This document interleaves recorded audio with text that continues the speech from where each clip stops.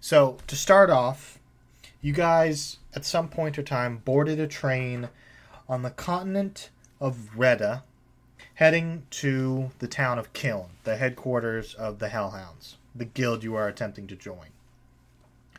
The train picked you up at various parts along its journey, depending on where you came from. There are no specifics.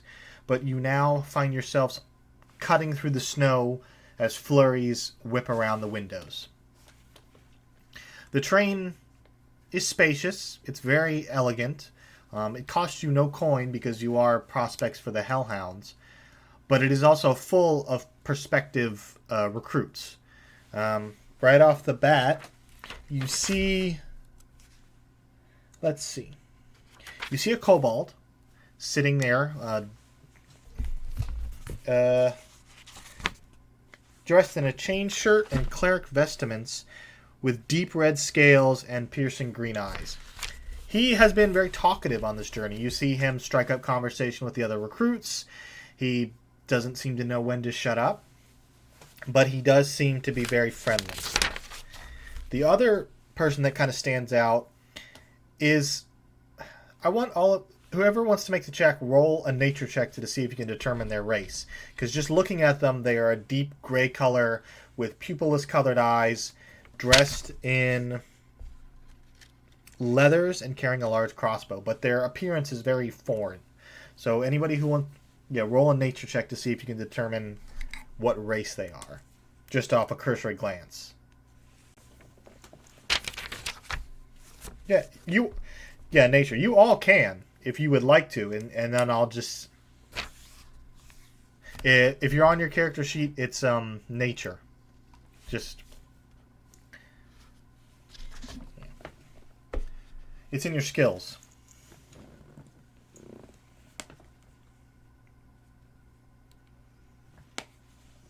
Yeah, whoever wants to do it.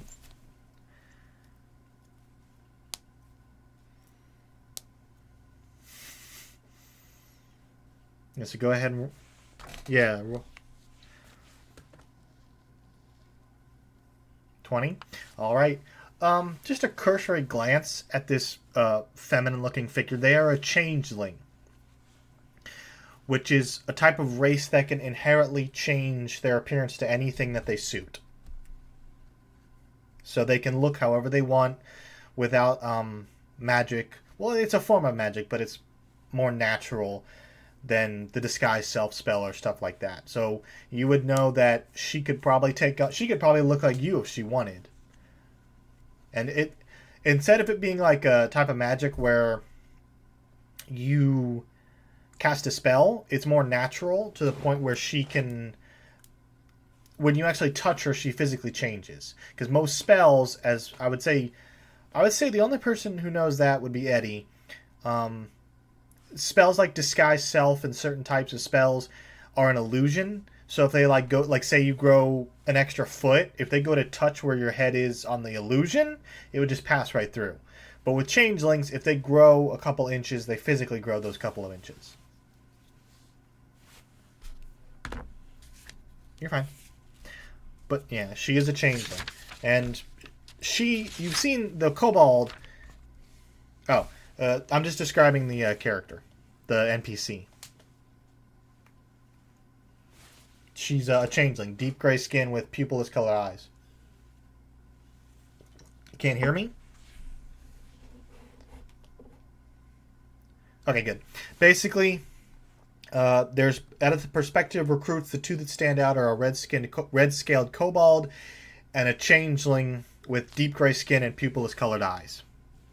Or colorless pupils. They are the only two who really stand out. Everybody else looks like your run-of-the-mill, like elf, dwarf, human, just kind of keeping to themselves. Some of them are striking up conversations with each other. But you three, you're not together per se. You're on the same train car, but you haven't been introduced to each other. So you see each other, but you haven't necessarily come into contact with each other. You haven't spoken words or anything like that. But as the train goes on, you do see the conductor collecting, the one who collected your tickets and the one who's been doing all the like getting food for people or answering questions, is a tiefling gentleman, a little older, maybe in his 40s, very tall and slender, deep red skin, golden eyes, and carrying a silver pocket watch. He is a tiefling, so his horns are on the top of his head. They kind of wrap around the sides of his head and come to the end, or come to the back of his head in a point. But he's the conductor. He's not been talkative, but he's been collecting, like he goes up to people and see if they need anything and stuff like that. But as you three are sitting there waiting, he kind of checks his pocket watch, nods, and then takes a whistle out and blows it. And he says in a very, very light, almost ethereal voice, kind of says, only about 5 more minutes before we reach the train stop. If there's anything else you need to do or gather, please do it now, because once we arrive, you will be disembarked. And then he kind of quietly goes back to the front of the car. Most likely on his way to regale the same message to his the rest of the other riders.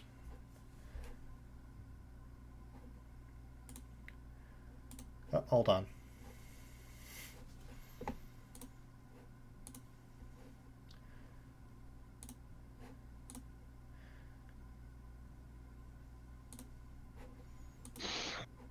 Okay, there we go.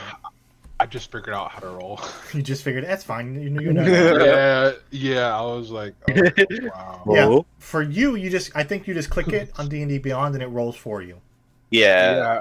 I want to learn how to actually roll with these dice, but I'll be honest, I got no idea which dice are used for what. Oh yeah. To explain it real quick, there's the D20, which is the big one, almost like a circle. There's a D4.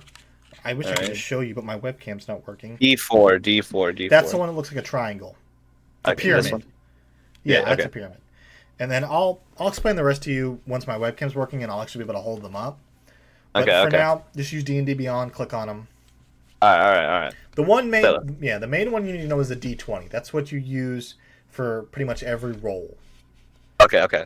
But as I was saying, the conductor leaves the train car you're in to go forward in the next one. And as he does, you see the kobold kind of slapping his thighs, like looking around anxiously. And he kind of makes eye contact with you, Patrick. And he's like, so, are you nervous? Okay. So this is where I would respond with. Yeah, you can. Basically. Yeah, you can talk in third person, you can talk in first person, however you feel comfortable. Okay. So Sobek turns away, not trying to strike a conversation with the new person. Mm-hmm. So I guess that. Okay, he's like, oh, all right, and he kind of goes and he sees you, Soft Paws, Brian, and he's like, are you nervous at all?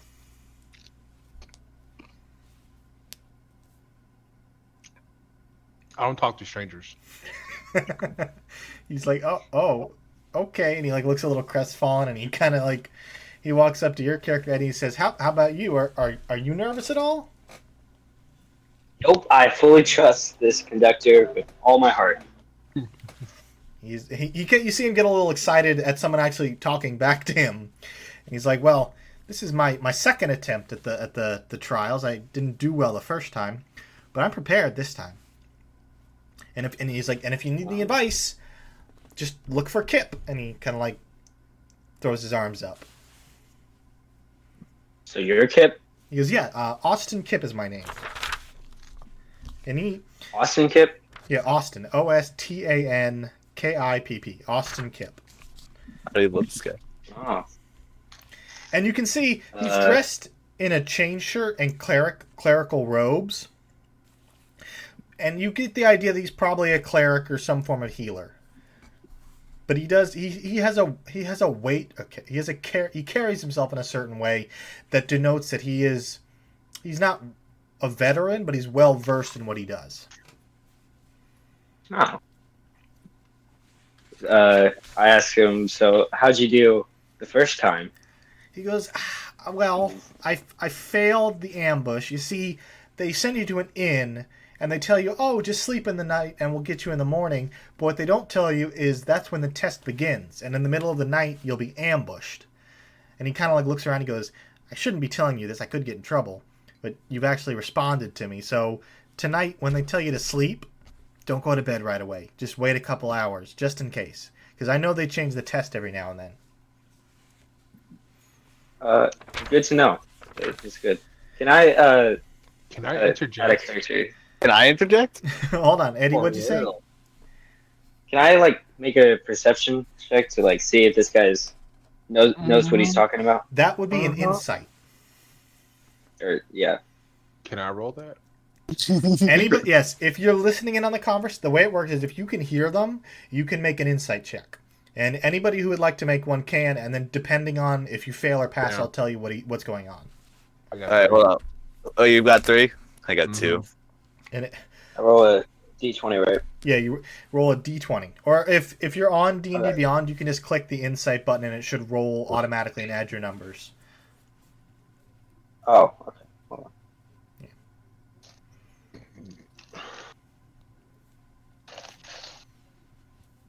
Damn, Laffy Taffy. While he's doing that, how does a person interject? Like, how do you want to make an action during a Well, conversation? What are you looking to do? I was gonna say Sobek turns to the conversation and what is it? How do I say this? He like rolls his head in curiosity. You can, yeah. If you pick, I would say you guys are all close enough where you can hear this. Okay. And if you want to interject, you can. Just don't try and like talk over each other. Like if like Yeah. like be like, hey, DM, I'd like to say this. Just that way you don't step on other people's toes. Okay. I understand. Eddie, what did you get for your roll? I'm still trying to figure out this. What do you mean press insight? Hold on, let me open up my D&D Beyond on my Click phone. click on the number. Yeah, I think you click on the number. You do. Yeah, well, that's not work. It's just bringing me to the. Something. Click the dots and go to skills. Oh, okay. Yeah, and then scroll down I to got see it. insight.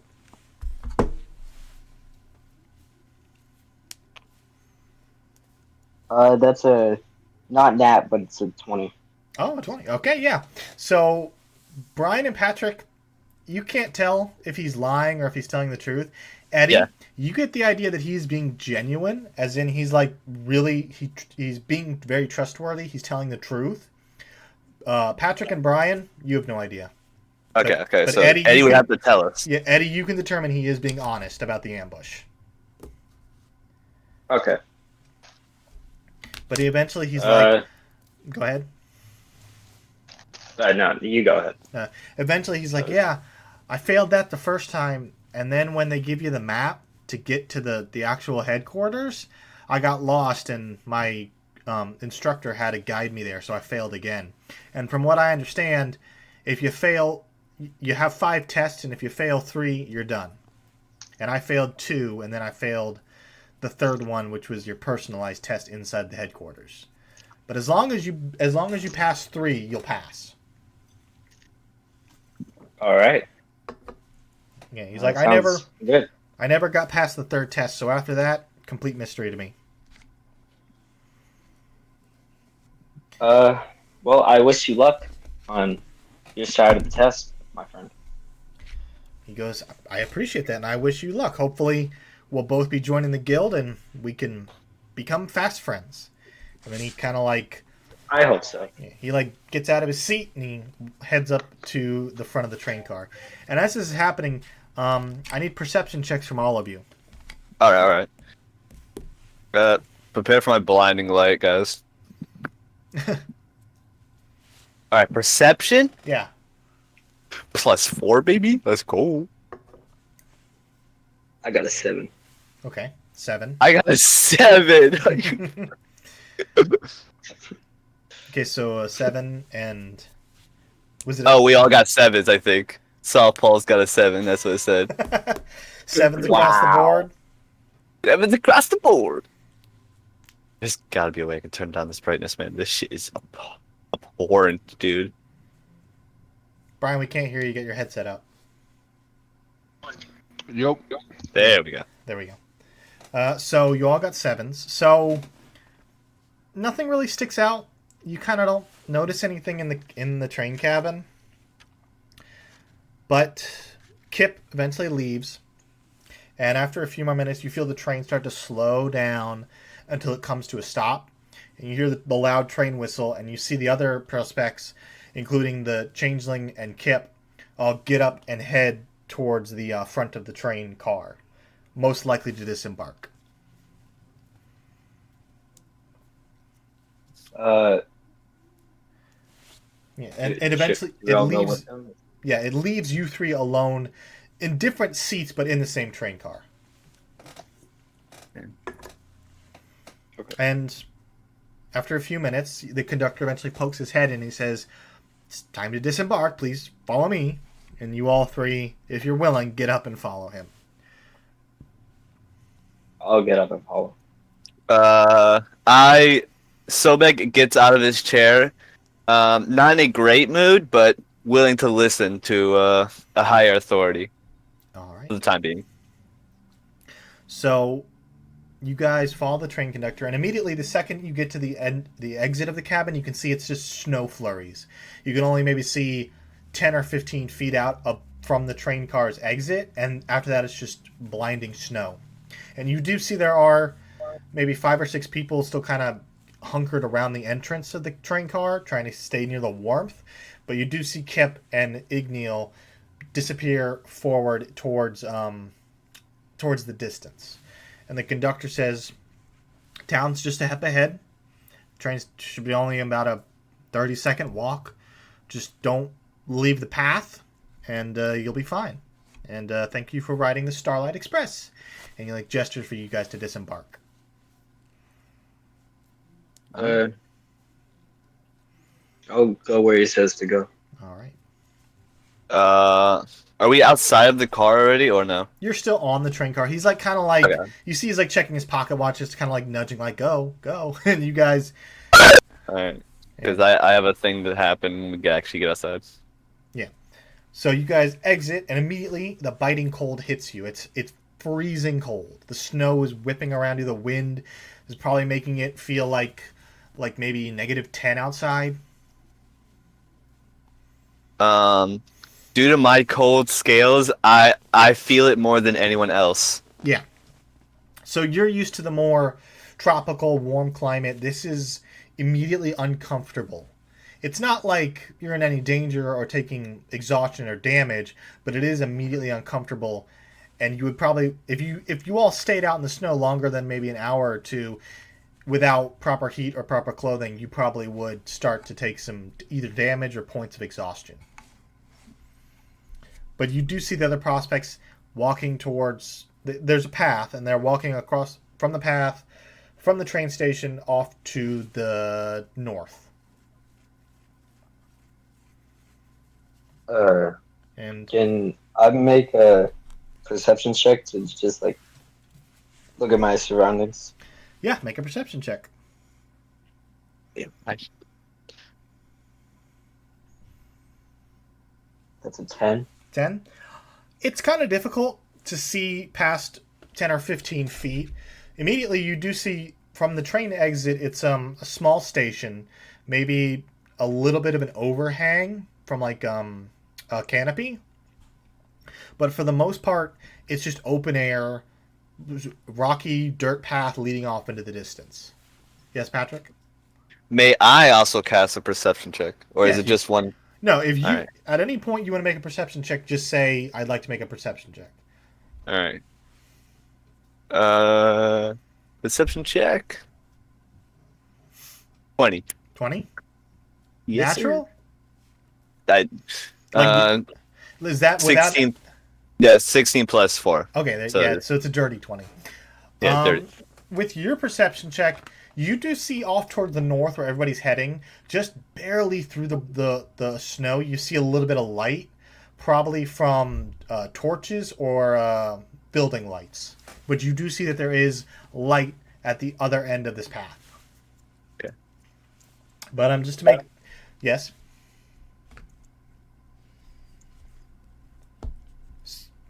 Okay, so just to make it quickly, you guys do eventually follow the path towards the light. You see some of the recruits. They're also not dressed for the winter.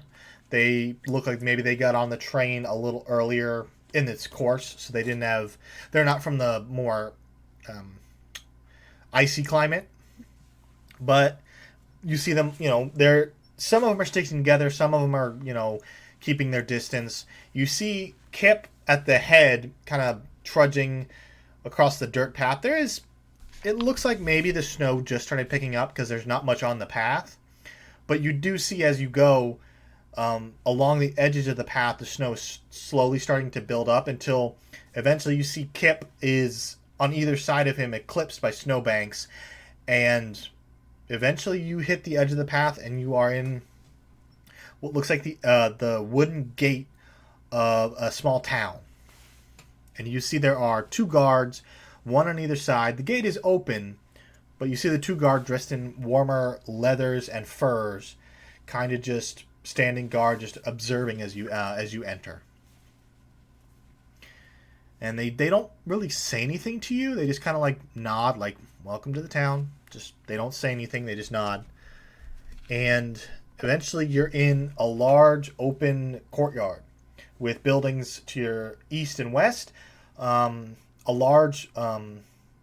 large gate to the north that is also at this point closed, and to the south is where you just came.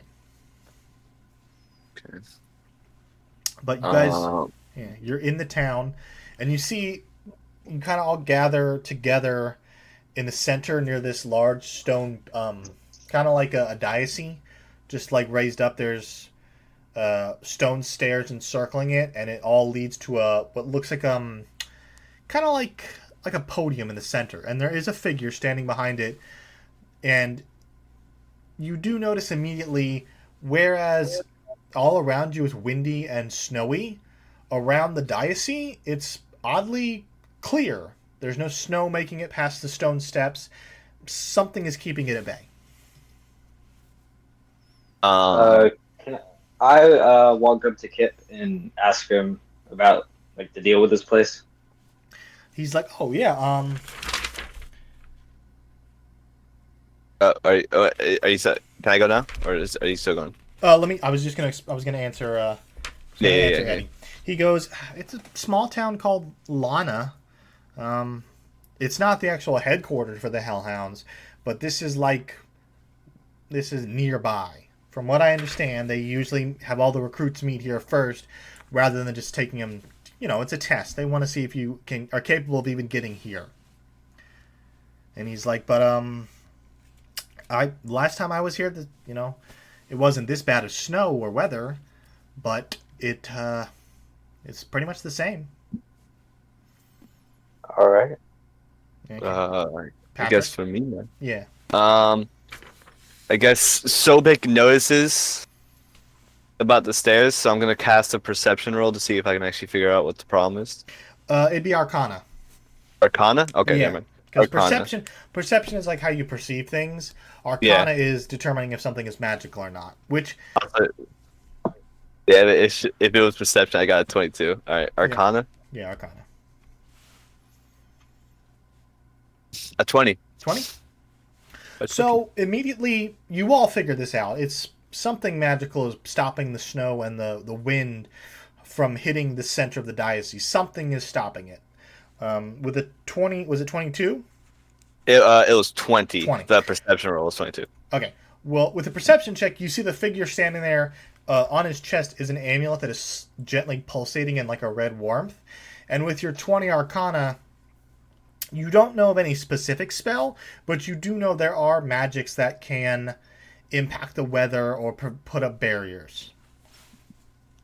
Okay, but as you all kind of gather around the edge of the diocese at the foot of the stairs, immediately you all hear this booming voice that cuts through the snow, louder than anything you've heard in recent times.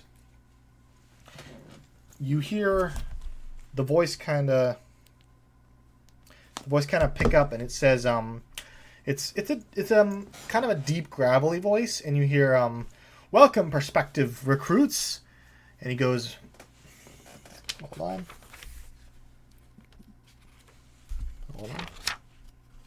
Just checking my notes. Yeah. You hear the voice say, "My name is Ruma Nell. I'll be your proctor for this portion of the test." He goes, "I'm glad you all made it in some form or another. But at this point, you are currently being watched. From this point forward, every action you take, every decision you make will impact whether or not you fail or pass this test." And you see the figure, as it speaks, you do see that the voice is coming from the man behind the dais. It is a dwarf, so a little, maybe, a little on the shorter side, in fine purple robes and covered in silver jewelry, including the amulet that's slowly pulsating that red light. His skin is a little tanner than you'd expect for someone in the snow, like maybe he'd be paler, but he's quite tan. And you can't really see his eyes, but you can see his hair is kind of like flowing down past his shoulders, which is a deep brown. But he kind of gestures and, like, please, all of you, climb the steps, get out of the cold, take a minute to warm up. And you see the other perspectives start to climb past the barrier of snow towards the dais. Sobek rushes forward, hearing the notion of warmth. All right. Immediately as you cross, yes. I was just gonna say I'll follow behind All right. Sobek. What about you, Brian? I slowly walk behind these fools. All right. You all three of you are the last ones to climb the stairs, and immediately the second you pass through this invisible barrier, you feel the warmth radiating from the center. It's maybe like 85 degrees compared to the biting -10. And immediately it hits you, and it's much warmer, much more comfortable. And as you all slowly climb the dais, you see the figure more closely now with these bright amber eyes that almost glow, and he's, gesturing for you all to come closer. And he goes, "Now, I won't tell you what the test entails, but from here on out, you are being monitored. You are being watched. So any actions you take, good or bad, will denote if you pass or fail this test. To start off, the inns here have already been paid for the night, so you can easily find a room. If you wish to share, that is perfectly fine. I do believe you will be split into groups, and as you progress, if your group fails, that does not mean you fail, but we recommend sticking together just in case, because the tests are dangerous. There is a bit of a buffer in certain situations. We won't, if we feel that your life is in danger, we will step in, but for the most part, you're on your own. But we do recommend grouping together. And he kind of like he says, "I do recognize some faces here, and if they give you any information, that is perfectly fine." And you see him kind of like gesture towards Kip, who like kind of like, "Oh, shit." Bitch. But he's like, "So please, in the morning, you will make the journey to the headquarters. But for now, find room and board, fill your bellies with meat and food, and in the morning, we will begin the test." And he kind of like claps his hands together. He's like, "I will be staying at the Happy Harpy," and he gestures over to it's like a 3-storied wooden building. The bottom floor is stone. Then the other 2 floors are paneled wood, and you see a sign in the wind, kind of almost half falling off, the Happy Harpy, with what looks like a harpy holding 2 mugs of ale. But he goes, "That's where I will be staying if you have any questions. My name is Ruma Nell, once again, and I will be your proctor and the one who decides who passes and who fails." He kind of puts his fingers together and he goes, "That's all I got." And he slowly starts to walk towards the inn. Okay. And you notice as he walks, the radiating heat kind of moves with him. So as he gets farther away, slowly the wind and the snow starts to buffet you again.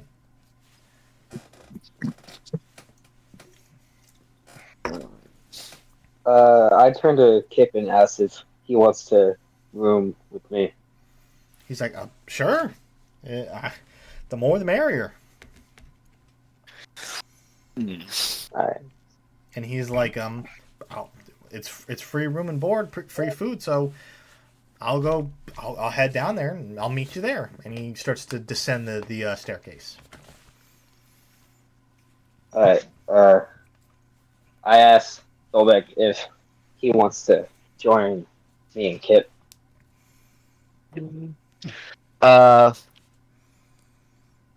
I look at Melody Blackshot and ask him, will there be warmth where we're going?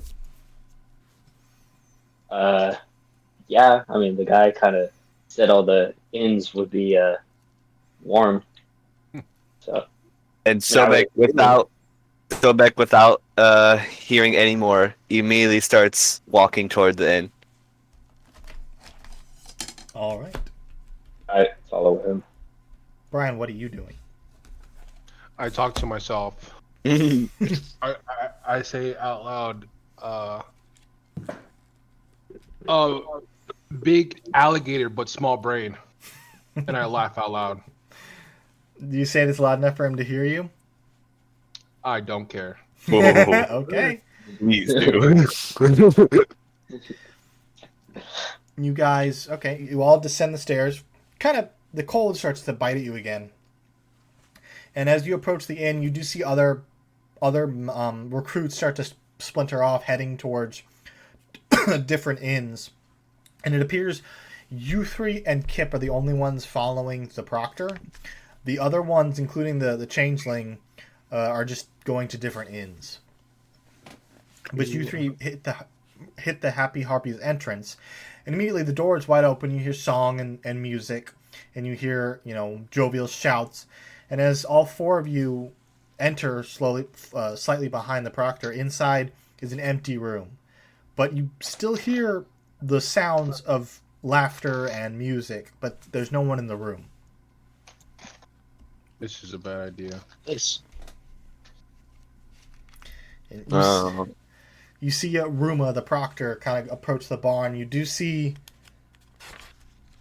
a human man in his 30s, kind of cleaning a glass, just kind of bobbing his head to the music, just slightly. He's dark brown clothes with a dirty white apron.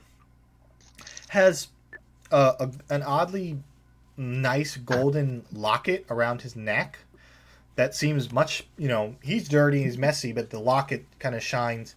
He's got like maybe soft blonde hair, and you can't really see his eyes from this distance, but he's just cleaning a glass. He sees the proctor approach, he nods at him, just goes back to cleaning his glass. And the inn still sounds like, music and jovial behavior, but there's no one around. And you see the proctor take a seat at the bar. Can I take out my flute? Oh, Jesus. Here, okay, one at a time. Who goes? Eddie. Can I take out my flute and just play along with the music? Yeah, give me a performance check. I gotta see this. All right. Nah, I have a +5 in performance. So. 11. What'd you get? An 11. An 11. Okay, so you kind of like your fingers are still a little numb from the cold, and you kind of match the music, but it's just off enough that it's noticeable. Like maybe you miss a note here or there. Oh God. What were you gonna say, Patrick? I was gonna say, alright, I'll just say it out loud. Sobek feels uneasy, not knowing where the origin of all the music and talking is coming from, but is immediately put off by Melody's performance. Okay, so, the music kind of emanates all around you. There's no source. It's almost like it's just when you enter, it's just around you. but there is. It's not like a fearful feeling. It's more of like a calming, like it's a little weird, but not scary. But as you enter, there are 4 tables, 2 on the left, 2 on the right, and in the center is a stage that is slightly raised up. It's got musical instruments on it, but no one is currently playing them. Again, the sound just is emanating all around you. And from the entrance across the stage is the bar, where Ruma the proctor and the bartender are both standing. They seem to be in conversation, but you can't. Well, everybody make a perception to see if you can hear what they're talking about. Alright, perception. 23. 23. Eddie got a 4. Alright, that's a nat 1. Logan, I got a nat You got a nat 1? +3. is there raptors above the bar? There's no Like little like beams above? I'd say there are some beams like it- across. Is there a beam over the proctor and the bartender? Oh god. I'd say there's 1, 2, 3, 4, 5. There's 6 beams across. There are 2 beams above the proctor on the left and right. Can I roll acrobatics and jump on the beams and try Yeah. to listen to what they're saying? Yeah, go ahead. What'd you get, Eddie? You got a natural 1, Yes. so a total of 4. Acrobatics 23. All right, Oh my god. you deftly, Cursed. with your And feline agility, you leap up, grab the rafter, hop onto it, deftly walk across with no sounds of your footfalls, just above them. I'll say your perception check is advantage because you're closer. And then Patrick, what'd you get for yours? I got a 23 as well. All right. So Eddie got a 4. Patrick got a 23. Brian, what's yours? With advantage means you roll twice, take the highest number. Oh, perception? Yeah, because you're above them now, so I'm giving you perception. I'm giving you an advantage. Okay, so I had to do it one more time. Yeah, roll twice, take the highest. This fucking brightness is 7. killing- 7. All right. Lower down your brightness, cuz. I'm trying, man. Hold on. Put So on night mode. Brian and Eddie, you're straining to hear, but the music just seems to be all encompassing, and you just can't make out what they're saying. Patrick, you're able to tune the music out more, and you hear faint conversation as the proctor's like, "I wish you found a different method of playing music, maybe a band. It's very disheartening to walk into an empty room and be surrounded by music and laughter and things that aren't really there." And he kind of looks back and he says, "You're probably freaking out the guests." Yes. Brian. Question: can I turn around and Pat? You have like high stats in magic? Like, High stats of magic. can I turn around and tell the lizard man to check for magic that's being, you know what I'm saying? Yeah, I have a +4 in Arcana, so I just so want that to be known. so that would be an Arcana check. You could convey to him. You could shout to him, or you can walk backwards and get back down on the floor. You can convey, "Hey, is Okay, this but magic?" yeah, so you so can say I- it to either one of them. so I jump down and be behind them, and then I say, "Hey, can one of you two check for any arcane magic in the room?" Yo, can you check if there's any magic from down there? Nah, bro, it's too loud. Come on. Yeah, you. I'll make an Arcana Yeah, check. anyone who wants to make an Arcana, even you can always make the roll. Just the way it works is like if Patrick makes the roll, he gets no bonuses to it. So Yeah. theoretically, he could roll higher or he could roll lower, but for the most I got part, a 19. what'd you get? A 19. 19. That's good enough. Nice. You're versed in music. You're a performer yourself. You know there are spells or not necessarily illusions, but there are spells that allow sounds to be made without actually having the instruments or the people around. You can't think of any off the top of your head. There's too many to name, but you know that there is magic out there that can do exactly what you're hearing, and you could discern. Yeah, this is most likely magic. It's magic. Pretty magical. Feeling the magic. All right. But you see the proctor. The bartender gives him a mug of ale. He takes it and he turns around and looks at you three, and four because of Kip, and he goes, "Sit down, have a drink. We have bedtime isn't for a few more hours." I slowly approach the bar. All I right. fastly approached the bar. That's But as you two approach the bar, the bartender pours you one glass of ale to each of you. It's a nice deep amber with a frothy head, and it looks very appetizing. And he goes, "My name's Isaac. I own this tavern. I inherited it from my family, but food and drink are paid by this gentleman," and he gestures from the Hellhounds. So anything you order, food or drink, on the house. I look at the ale and swiftly ask, "Is there any water instead?" Because I have a cask of water. I could pour you a glass. Not a fan of ale, I assume. No, I am not. He kind of takes it and he, I'd take a. yeah. Alright. I'd take a drink. I'd take both his ale and my ale and All chug them right. both. Give me its Well. Constitution check. Both of us? No, just Eddie. Since you're Okay. you're downing 2 mugs of ale rather quickly. So it'd be a Where's Constitution saving throw. Oh, saving throw? Yeah, Constitution. Trying to find that right now. It's underneath your strength and dexterity and constitution. It's like the saving throw modifiers. Oh, okay. Yeah. I would be more helpful, but I can't. When I use PC, I see the PC I got a version. 6. You got a 6. The first mug of ale. Yeah. The first mug of ale goes down smooth. You know, it's delicious. It's hearty. The second one, you get about a halfway through before you feel that like swimming in your head, and with that low Constitution saving throw, you're tipsy. Maybe another ale or finishing this one, and you'll be drunk. But at the moment, you're tipsy. Okay.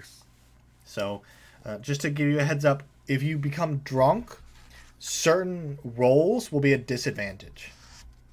As you're tipsy, Okay. you're on the border. You're fine for now, but if you continue to drink, it'll most likely get more and more severe. I burp aggressively and ask him for.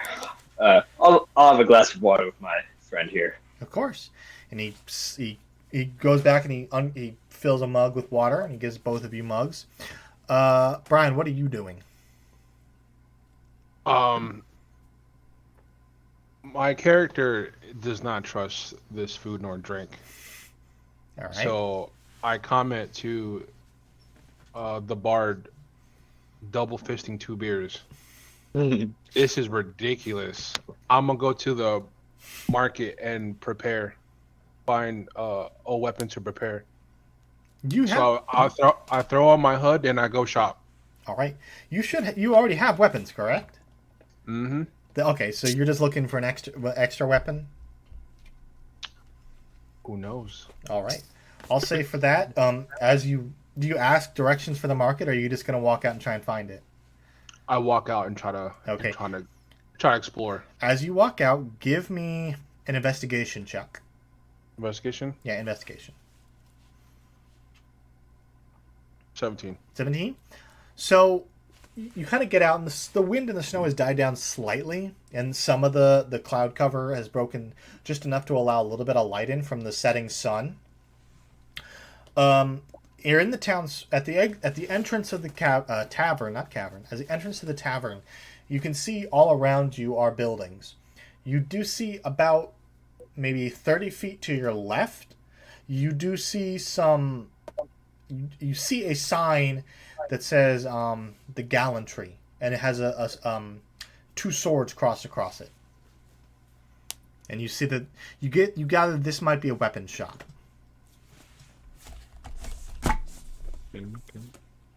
Okay.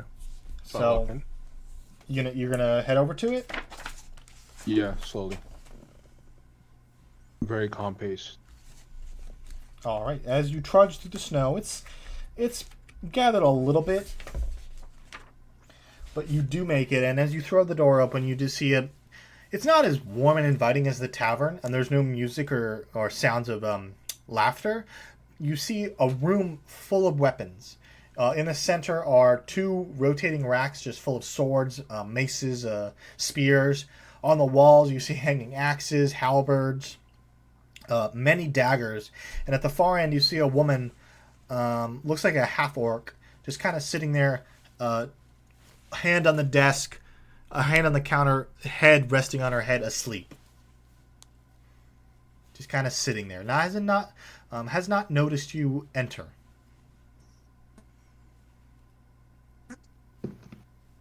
I walk in and I tap Shorty on the shoulder, like, "Hey, I could have stolen your all your wares."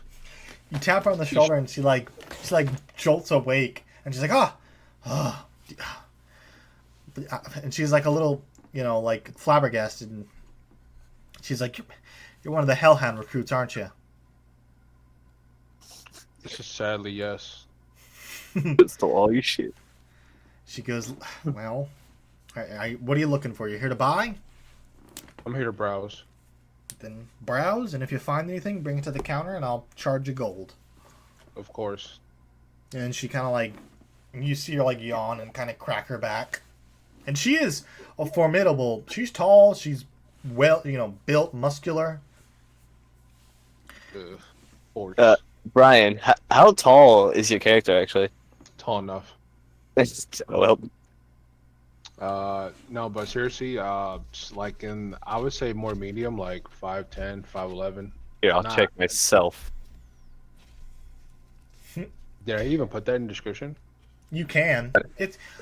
You can roll for it, or you can just determine this is the height I want to be. This is the weight I want to be.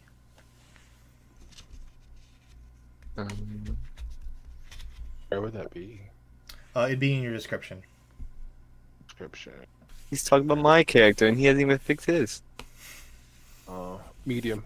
My size is medium. Yeah. So yeah, that just the sizing determines if you're small. Certain races, if they're small enough, can go between people's legs, and the larger you are, the harder it is to move around. And it also determines certain enemies have moves that can be oh, I push them if they're small, medium, or smaller. And I think some races are so large they have advantage. It doesn't really come up that often, but it does come up every now and then. Like I said, I'll be honest, I made my guy 8 feet tall. Yeah, so you're big. Wow, you're large. That's kind of cool though. But because we got how tall is Eddie's character? Is he medium build as well? I think he told me he's 5'10". Yeah, nice. So medium. 5'11". 5'11". So yeah, you're medium as well. But Brian, what are you looking for in particular here? I'm just browsing through daggers. I'm browsing for daggers, and throwable weapons. Okay, so daggers are throwable. You've got nets. You've got spears. Got a sling, darts. Yeah, so darts, slings. You find as you give me an investigation check as you peruse and you're moving through different shelves. Investigation 7. 7. It takes you maybe 5 to 10 minutes of just kind of oh, what, maybe a little. It's a new building. You're not familiar with how she stores things. Eventually, you do find 3 daggers, a net, and 1 dart. 3 daggers, a net, and 1 dart. Yeah, and if... Oh, I like the net. Yeah, the net is on the larger size. It's meant to be tossed on something and captured. The darts are the single dart is small. You can throw it and it would do damage. And the daggers you can use for stabbing, cutting, or you can throw them. So it's 3 daggers, a net, and a dart. I want to buy this net. All right. Is that all you want to buy, or? Yeah. Okay. You take the net to her. She's like, yeah, 1 gold piece. Okay, cool. All right. So mark 1 gold piece and add a net to your inventory. How do I... Wait, how much gold do we start off with? 10? It's determined by your background. Ooh. Can I... Is there anything special about this net, or is it just a regular net? It's just a regular net. If you go to equipment, you can add it. It's a net, bro. You got what you paid for. Well,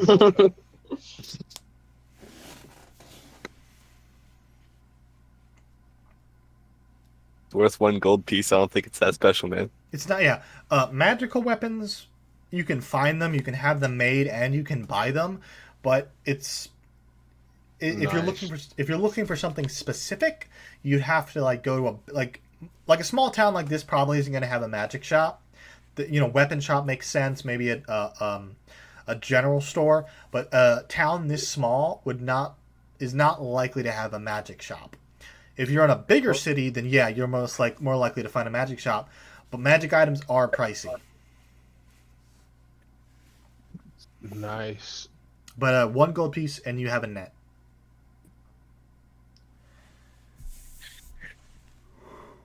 How do I minus? Oh, You go to your fuck gold. I think I'm broke. What background did you pick, Patrick? You had Uh, your own one, right? You customized. yeah.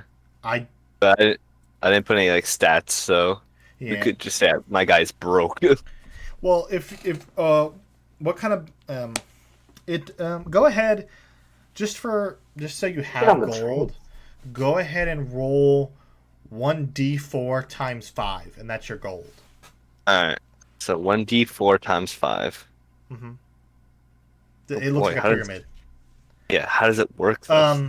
When you roll it, whatever number is at the top. Oh, okay, I got you. So times 5 the number I get. Yep. All right, Jesus, this is a big number. Let's go. But there's okay. You thought on 3 sides, yeah. I got 5. I got 5 gold. Yes, Nice. you got a 1. So yeah, you only have 5 gold. Fair enough. All right. I have 10. Yeah, starting gold. The way it works is when you pick your background, you get starting gold. You typically, when you pick your equipment, so you won't need to buy anything right away. But there is an option where you can just start with I think gold. You start with gold and then you buy your equipment, but you're rolling for your gold, so sometimes you can get unlucky and get low numbers. But if you pick your equipment, then you're fine. I look at Melody and I yell, "It's not a competition, okay?" But Brian, you now have a net, and as you exit back out into the snow, you see it has lightened up considerably, and there are sunbeams now coming down from the sky, and you can get a better look of the town. It's completely surrounded by a wooden wall that maybe spans 30 feet up. There are some platforms with guards with crossbows, but for the most part, it's devoid of life. You don't see civilians walking around. You get the idea that maybe this is more of a stopping point for soldiers, for Hellhounds. It's less lived in. Okay. But as you go back to the tavern, you see... Yes, Patrick? I have a question. Is Hellhounds the name of the guild? Yeah. Okay, I understand. Okay, that's all I'm gonna know. But you head back to the tavern, and you now see the tavern still, as you enter, it's warm and inviting. You hear the music, you hear the laughter. You see the proctor kind of just chatting with Isaac. And Eddie and Patrick, you hear their conversation. They're just talking, just general small talk like, oh, business hasn't been doing too well. Most of the other inns get more of the recruits. And he goes, but you guys pay for everything, so it's not a huge deal. But eventually... Can I ask? Yes. Can I ask the prompter about like some Hellhound lore? Yeah. You know, how it's like made and stuff like that. He goes, of course, of course. Wow.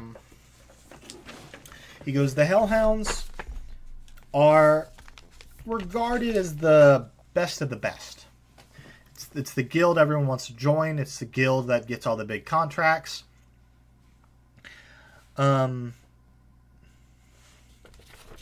He goes, it was founded by Arthur Sin, our current headmaster. Founded roughly 200 years ago. And he goes, it's the best of the best and the brightest. If you get accepted, you're not set for life, but you'll get the best contracts. You'll get the you get paid well. You get the best what's the word? You get the best utilities. We have, healing potions, equipment. We have, I shouldn't be telling you this, but if you pass, we have teleportation sigils on all 7 continents. So we can go from continent to continent depending on what job we're tasked with. Fast travel. Yeah, he goes, but those are only for members. Or if we deem emergencies, people can use them to come back and forth. He goes, but the common knowledge is Hellhounds are the epitome of a guild. We've been around for so long. We have connections across the world. It's a good thing to join if you can. And he kind of says, to be honest, the pass rate is 50-50. 50% pass, 50% fail. They come back again. Sometimes they pass. Some people, and he kind of looks at Kip and he goes, some people just can't pass. They never achieve what they need to achieve. But he goes, I have high hopes for you 3. Turn to Kip and be like, "Oh, you're passing today. You're passing." You see Kip's got a mug of ale. He's sitting on the stool. His legs kind of dangle because he is short. He's like only 3 feet tall.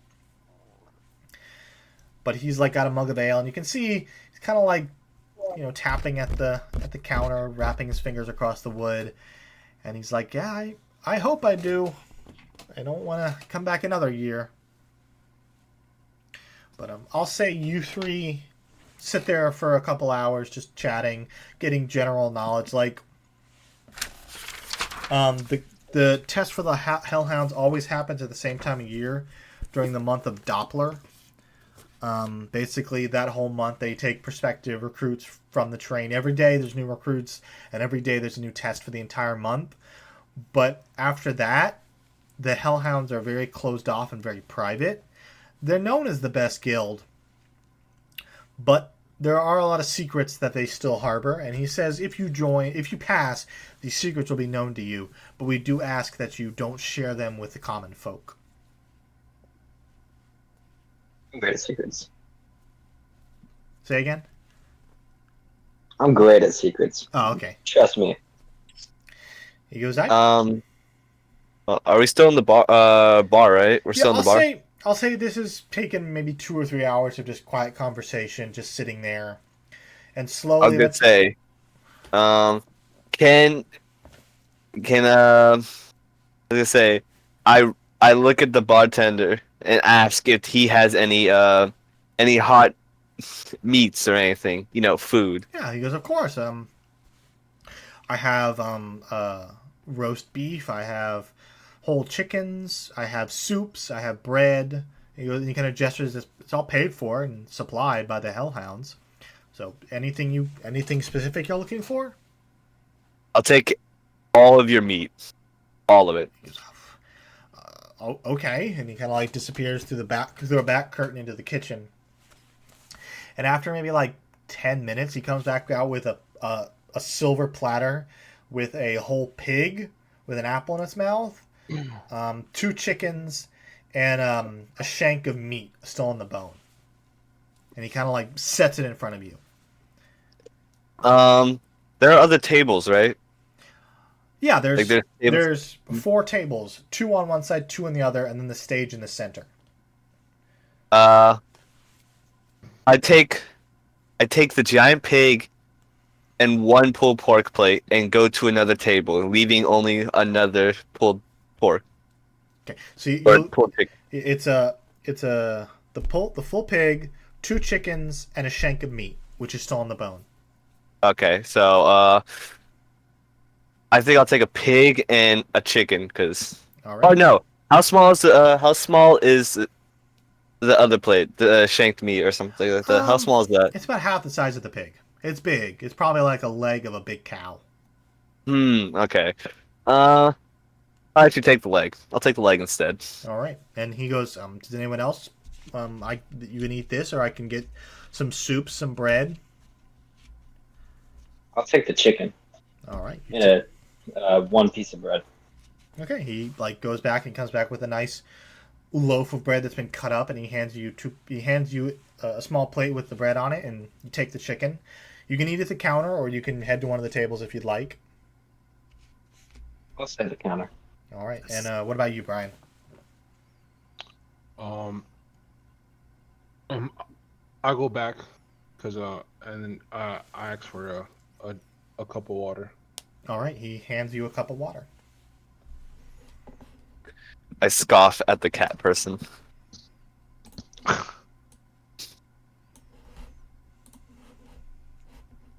All right.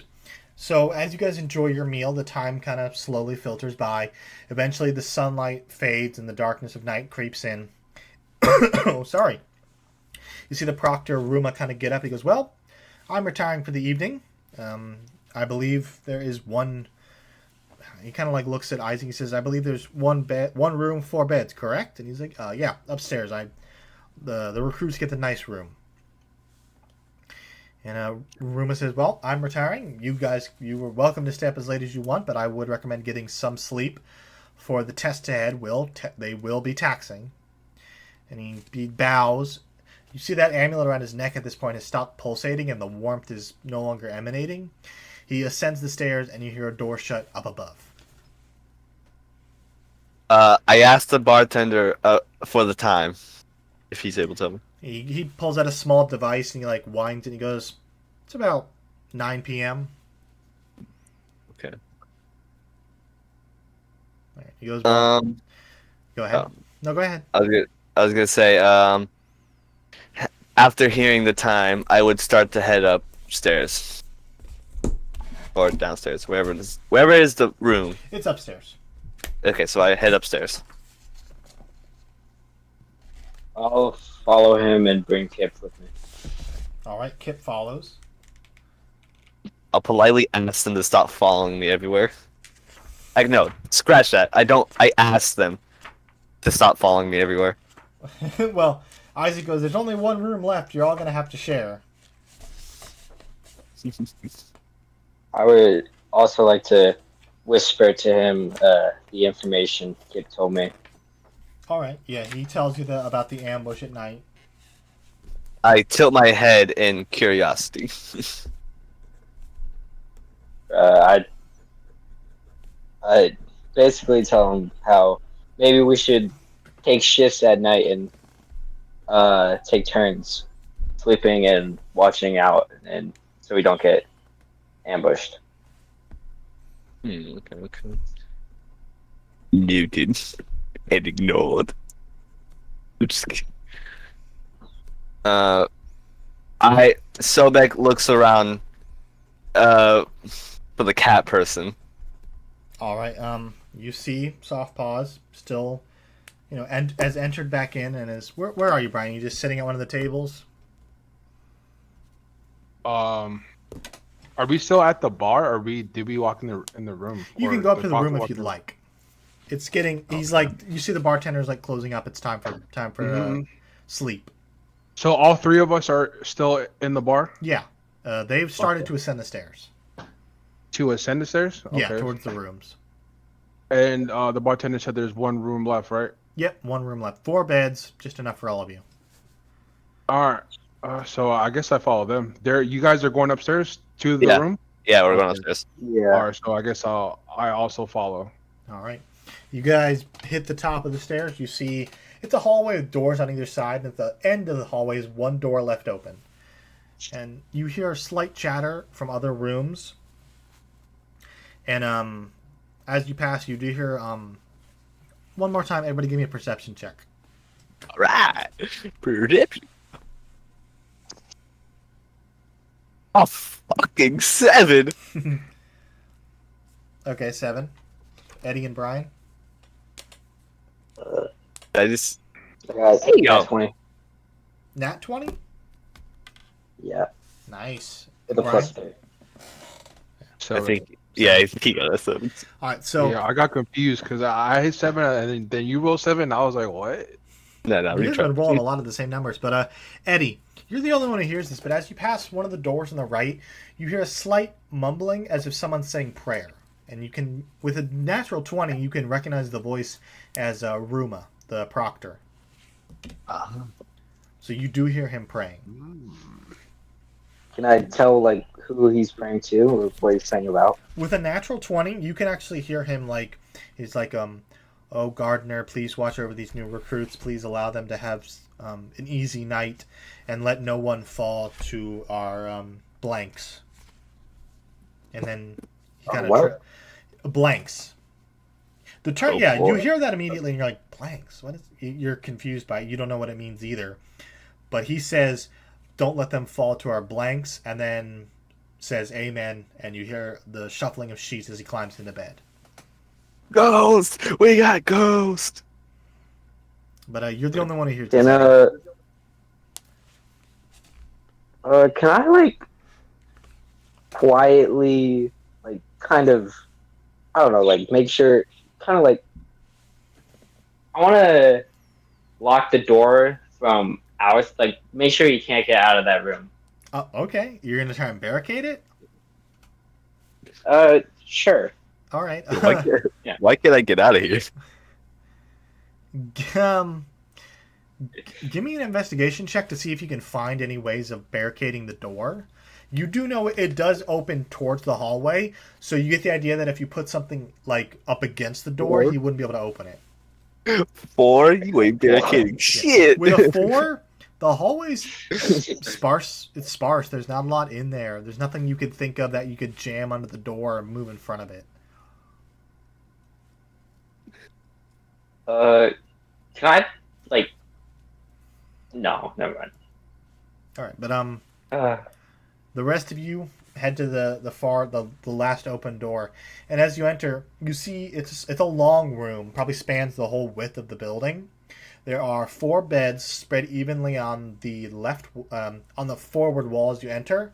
To the right is a small, what looks like just like a dining table, and to the left you see 3 mannequins, just kind of standing there for you to put your gear on if you'd like. I immediately scope out the room for my choice of bed. All right. The 4 beds are identical. They're, simple straw mattresses. Each one has like a dull brown blanket and a pillow filled with duck feathers. Okie dokie. But they all are the same type of bed. Are we all in this room? Yeah, you've all entered at this point. Yeah. Can I shut the door and like put like a blanket like in the like crack underneath the door to make sure nobody can like see or hear? You take off one of the blankets and it give me a general. Might not be one of my blankets. Trying to think. What would this be? Give me an intelligence check to see how easily you stuff the blanket and get a feel for whether it's doing an adequate job preventing someone from peeking in or listening in. Let's see that.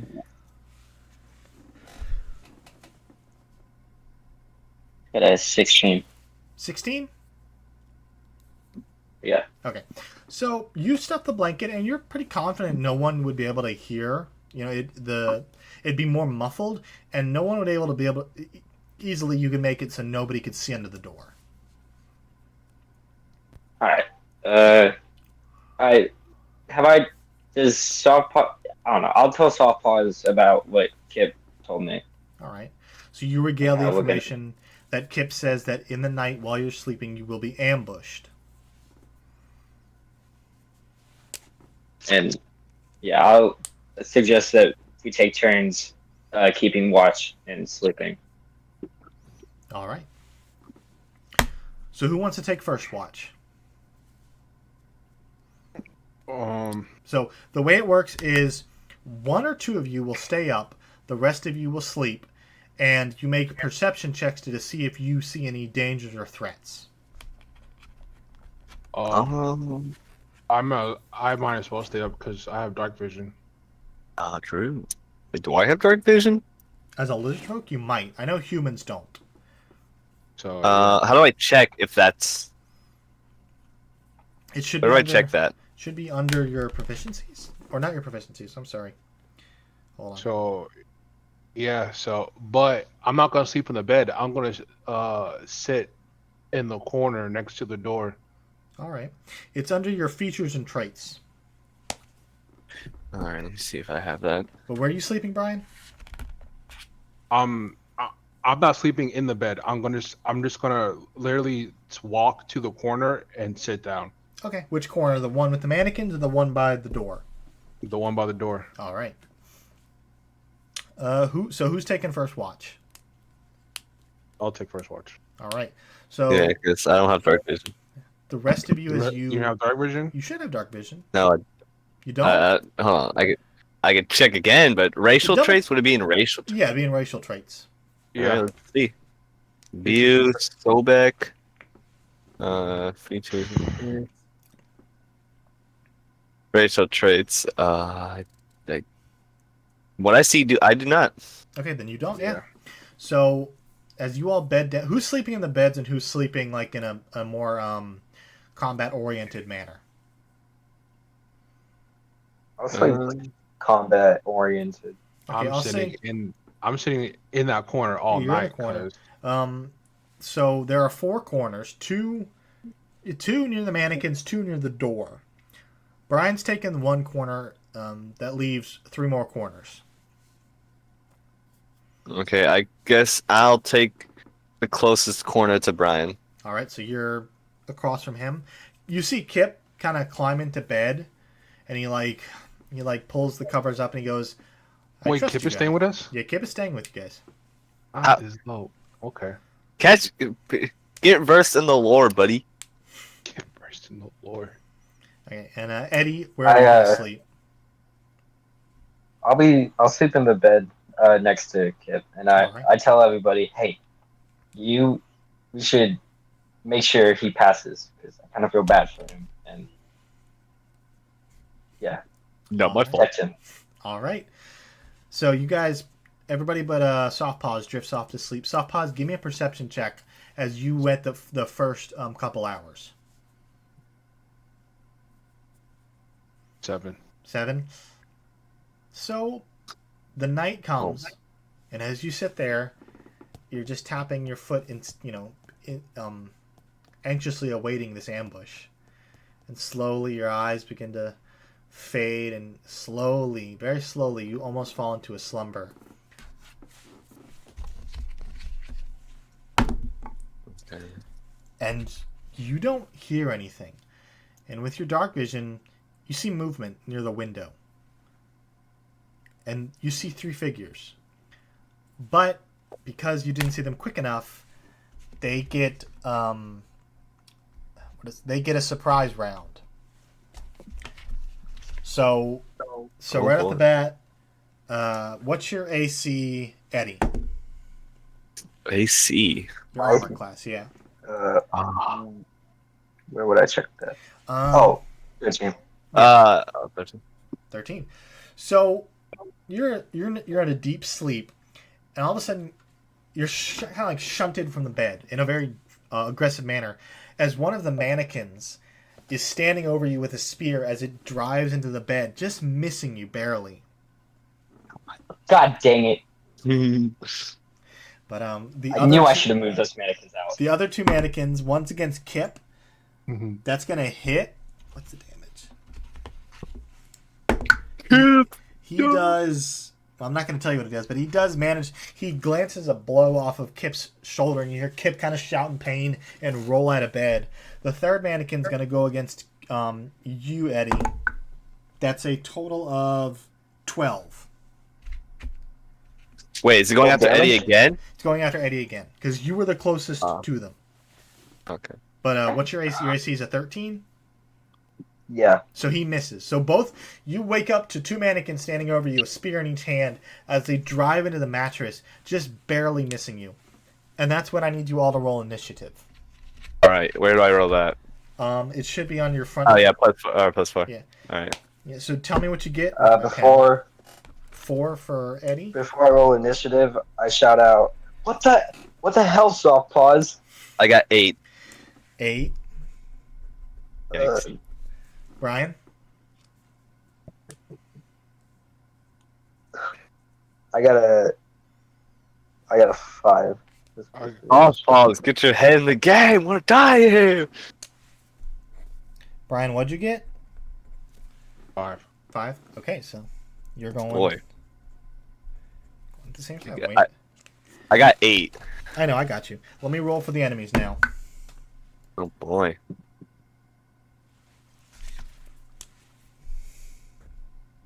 Wow, we did not get good rolls.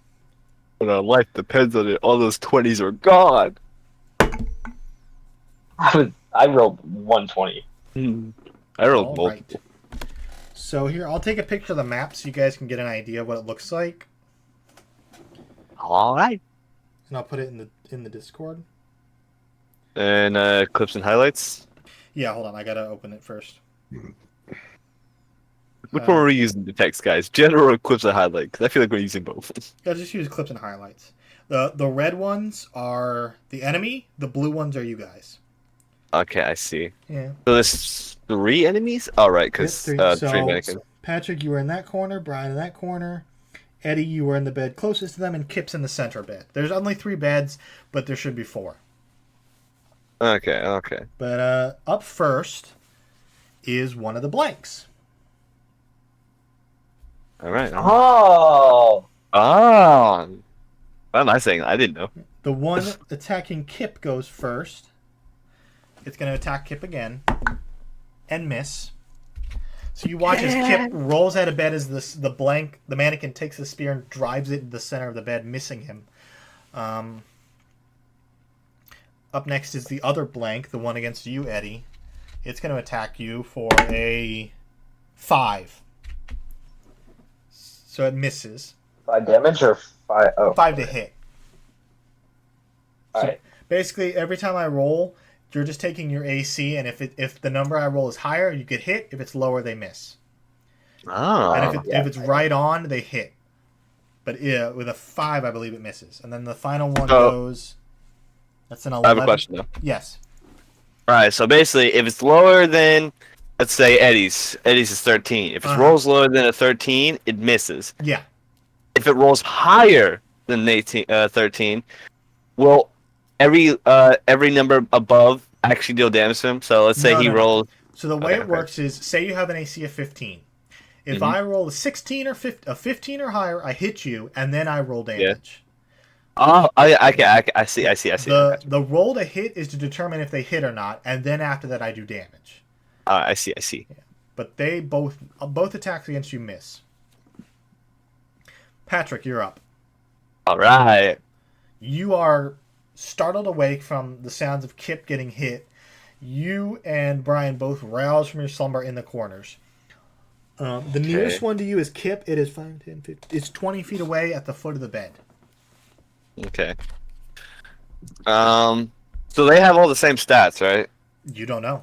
They all basically, to give you a quick description, the mannequins, they're not wearing armor. They're just these naked wooden mannequins. They all carry spears that they are currently two-handing, and they are very, very robotically, moving. Okay. So how does feet work into this? Like, would I say I run over to it to attack So yeah, it? your movement speed determines how far. Basically the image I sent you, each square is 5 feet. Okay, hold on. Let me check. Yeah. So each square on the board is 5 feet. And to say you move 30 feet, you'd go 5, 10, 15, 20, 30. The closest one to you is 5, 10, 15, 20 feet away. Or 25. 20. 25 feet. So Okay. you take, yeah. During combat, you have an action, a reaction, movement, and bonus action. You get one of each per round. An action is an attack, a spell. I want to jump across this gap, stuff like that. Bonus action is taking a potion, picking something up, giving someone a potion. Reaction is, say an enemy is close to you and they walk away, you get an attack of opportunity. And then certain spells and certain abilities quantify as reaction. Okay. So you get one of each. And then movement is your 30 feet. You can break it up however you want. Move 15 feet this direction, move 15 feet that direction. All right. So he's 20 feet away from me, correct? Yeah, 25. Oh, he's 25 feet away from me? Let me count. It's 5, 10, 15, 20, 25. Yeah. 25. Okay. It's like, Sobek is startled, so he he can't pick up his weapon in time. So basically, I will, without thinking, I run over to the mannequin, and I try to bite it. All right. Immediately. Make an attack roll. Okay, so I would hit like it says bite right here, so I would roll +6 or no? Yeah. +6 to hit. Yeah. Okay, so +6. I got 15 +6, so 21. You hit. Go ahead and roll damage. All right. So it's 1d6 +4. Yep. 1d6 +4. So just roll that Okay. and tell me what you get. I get a 5. All right. Wait, no, hold on. I get 9. I get a 9. All right. So you run up. You forego your weapon. You're startled awake. You don't grab it. You run over, leap up, grab it, and bite into its shoulder. It's this like almost like this woolen kind of outer exterior. You bite in and you feel this sickly warm energy coming from it as you bite down. The mannequin kind of like shudders and twitches, but it still stands. Okay. But you have a bonus action and a reaction. Your bonus action can also be like giving commands like, hey, this enemy is weak to this, or stuff like that. So you can shout something to your allies if you'd like. I'm gonna say in bonus actions. Yeah, you might there are some classes and races that get abilities from your bonus action. I'm gonna say my bonus actions. I have attack, hungry jaws, actions of combat, 200 of fighting. And I have hungry jaws and rage. Those are my So bonus actions. for you, raging is a bonus action. Yeah. So what is hungry jaws? Read that to me real quick, because you might. As a bonus action, you can make a special attack with your bite. If it hits, it deals normal damage, and you gain a plus temporary 2 HP. You can use this 2 times for long rest. So your action was to bite. You can use your bonus action to do that if you'd like. So basically, you attack twice. Okay, so I will. +6. I get a 15. That'll miss, unfortunately. No. So you bite once and you get hold and you rip out chunks of the wood and the wool. You go to bite again, but it's anticipating it this time, so it pulls away from you just in the nick of time. Okay. Okay. Eddie and Brian, who has the higher dexterity score? Like, what is your dexterity total? Is it? I believe it's 18. 18. I have 16 plus 3. Okay, so yours is 15, Brian's is 18, right? Like just the main number, not the pluses. Mine is 16. Okay, Yeah. Brian, you're up first. What would you like to do? How close are they? For you, the closest one is 20 feet, the next one is 30 feet, and then the last one is out of your range. Well, no. What's your movement speed? It's 30. 30 feet. 30 feet? Okay. So, you can also, if you'd like, you can use your action to dash, which doubles your movement, but you sacrifice the ability to use an action for an attack. But in this situation, there are 2 enemies close enough to your 30 feet.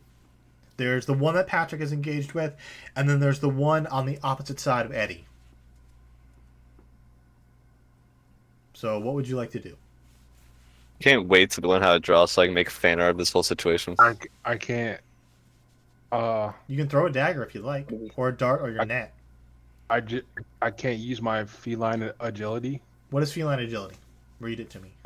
When you move on your turn in combat, you can double your speed until the end of the turn. Once you use this trait, you can't use it again until you move 0 feet. Yeah. On one of yours. So basically, it's a free dash that recharges, but it doesn't take up your action. I think. So I can still. Yeah, you can double movement if you'd like. Okay, and I could still use an action. Read it to me one more time. Hold on, let me go back. I'm so sorry. You're fine. Take it. This is your first time playing. There's gonna be a lot of reading and a lot of rules checking. And there's a lot of stuff that I'm homebrewing. There's like rules where I've bent them to be more lenient or different entirely. Feline agility. So when you move on your turn in combat, you can double your speed until the end of the turn. Yeah, so it's once free. you use. It's not a bonus action or an action. It recharges as long. So the next turn, if you don't move, it recharges. Okay, cool. So which one would you like to go for? There's 3. There's the one Patrick's engaged with, which is the closest. The second closest is the one engaged with Eddie on one side, and then the third one is on the opposite side of the bed. So basically, they're on either side of him attacking. On either side of him, I can't get behind the 2 and throw a net. Is that possible? The bed is in between them. So like, there's one on one side of the bed, one on the other. You could net one of them, but they're not close enough that you could get both. Okay, so I guess I'll net one of them. All right, And I'm gonna go to the internet real quick because I've never in my life I've never had someone use a net. Aha! Making history. Yeah, I've never had this. What's a net? All right, so go ahead and roll to hit for me. See if you roll to hit. Yeah, see if you roll to hit with a net. I believe I just click here.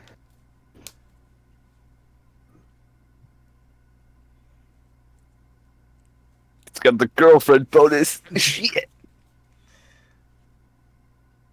17. 17 hits. So you don't do any damage, but the creature is now restrained. Okay, bet.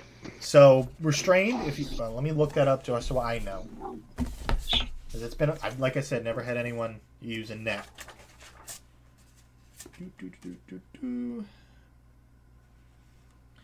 Oh, Brian's blind. We can't see his camera. I'm just gonna Google it because I don't have time to go through the handbook. I'll Google it real quick because I believe that is important.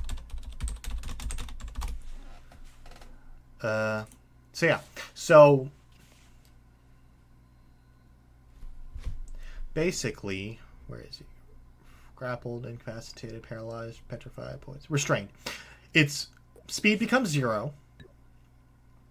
Anyone attacking it has advantage, and it has disadvantage. And it has a disadvantage on dexterity. So if any of you attack it right now, you roll twice, take the highest number. Okay. Yes. But he didn't specify which one. Well, Brian, which one do you want to hit? The one closest to you or the one farthest from you? Is it the one I'm attacking or not? No, it's the one that's closest to the barb. Okay. Or that's near the one attacking Eddie. There's 2 attacking Eddie, one on each side of the bed. One's closer, one's farther. Which one would you prefer? The closer one. Okay. Somebody help! Yeah. So you all watch as Soft Paws runs up quite quickly, takes the net and casts it over. The net hits the blank, the mannequin, and it falls down to its knees and is struggling against the heavy netting. Okay. Okay, All but so that would end my turn, no? Yeah, you have a bonus action, so you can like shout something, but you've used your movement and your action. How do I use my bonus action?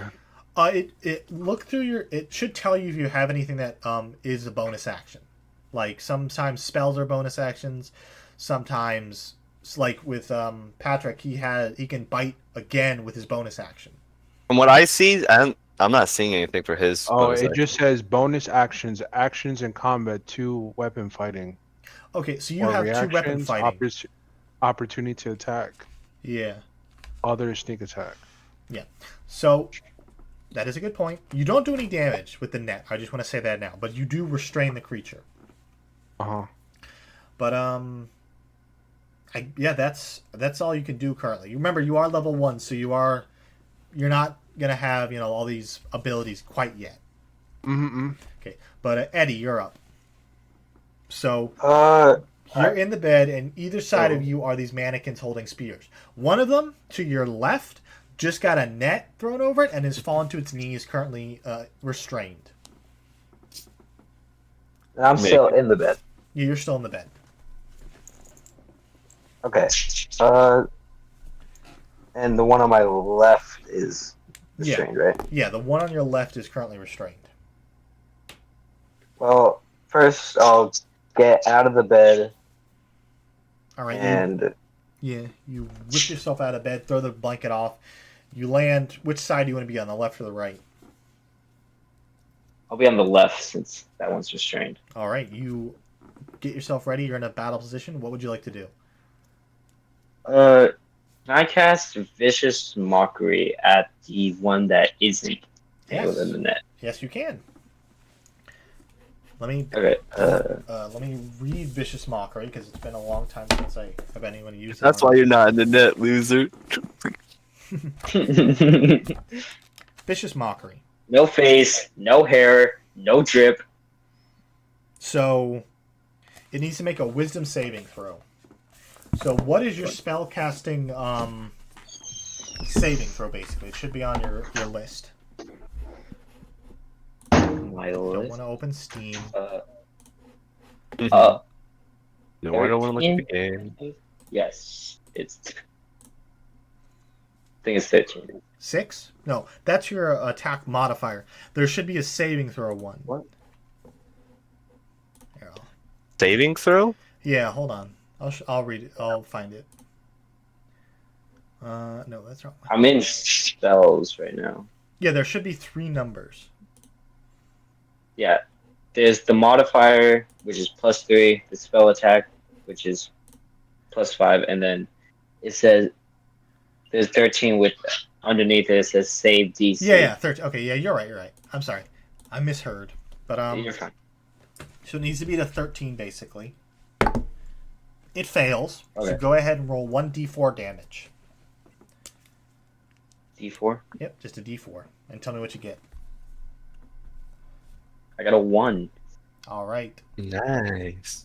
Not my day. No.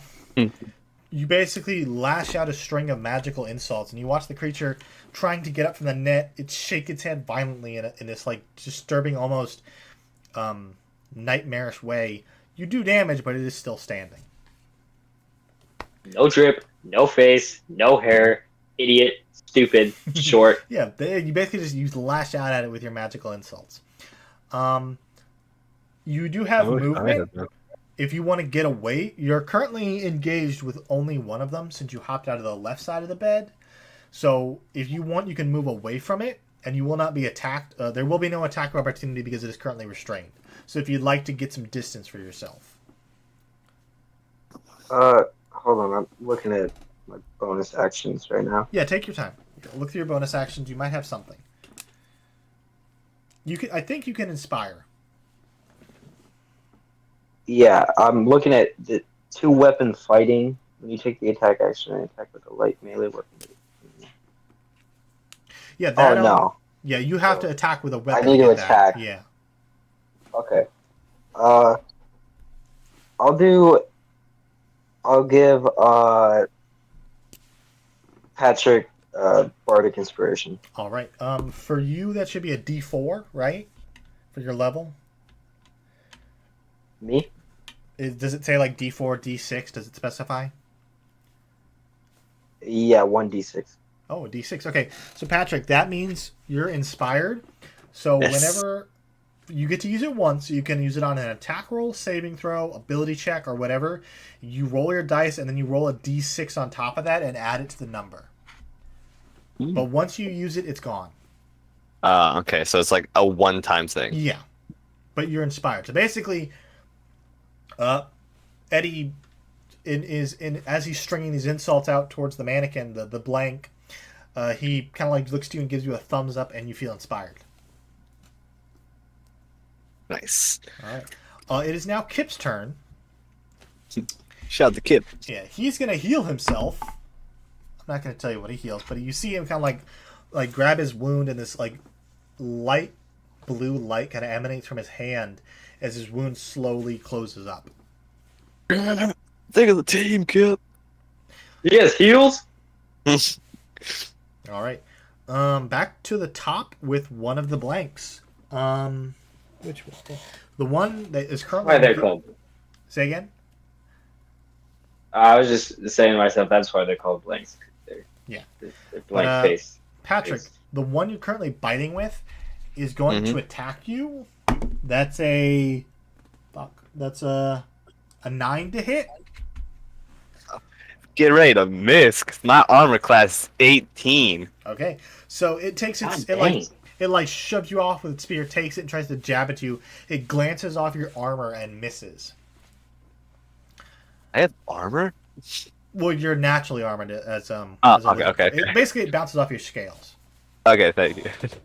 The next one to go, it's gonna move around the side of the bed, kind of walk around its counterpart who's currently engaged in the net, and is going to attack you, Soft Paws. That's a natural 1. So it takes its spear and like kind of like half-heartedly jabs at you, Brian, and misses horribly. Brian even still here? Brian, you there? Yes, over here. Okay. Yeah, right here. Okay, so it misses I'm you. listening. Now, the one that is currently restrained is going to try and break free of the net. Mhm. With a natural 2, it fails.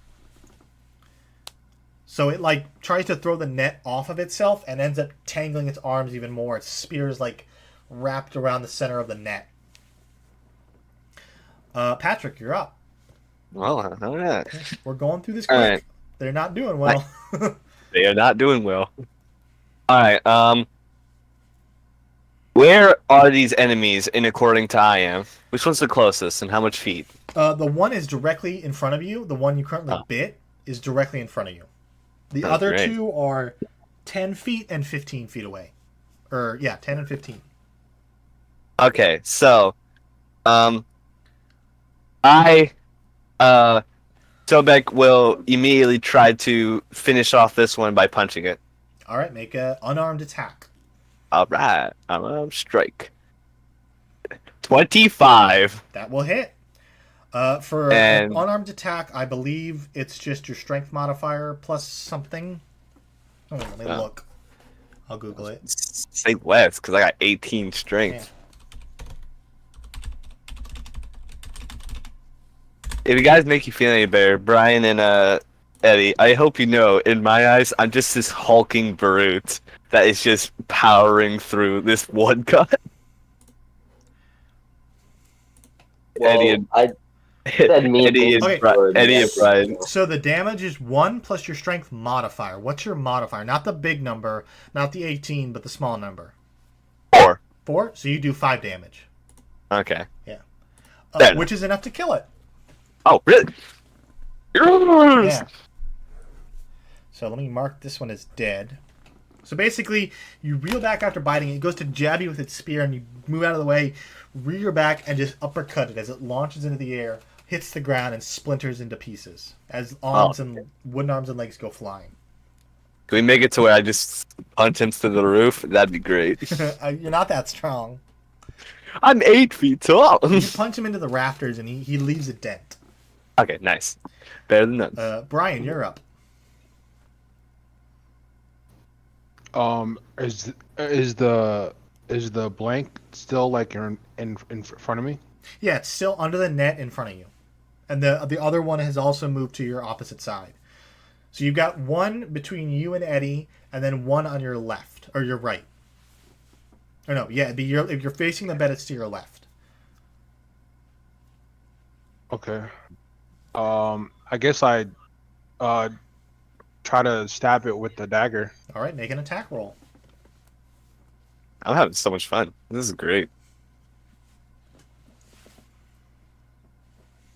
Oh, you're attacking the one with the net on it?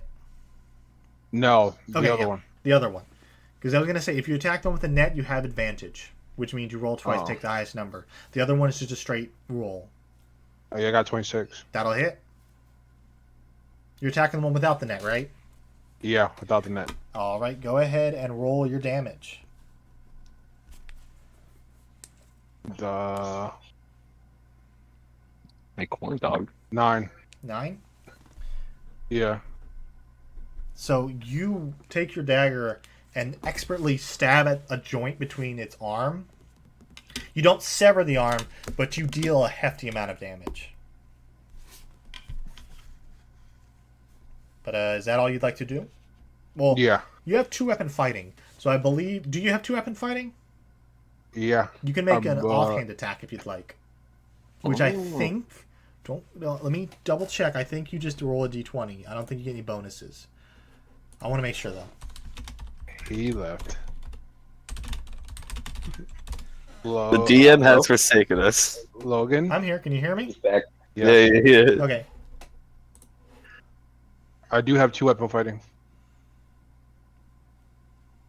His hit was so strong he kicked Yeah. the DM out of the call. So, I'm here. You can attack again with your offhand. Okay. So I roll hit. Yeah, roll to hit. 24. That'll hit. Roll damage. 6. All right. So you, with one stab, you hit the left arm and you pop it loose at the mannequin. You flip your dagger around and jam it into the other arm and pop it off. The mannequin like stutters, falls to his back, and collapses dead.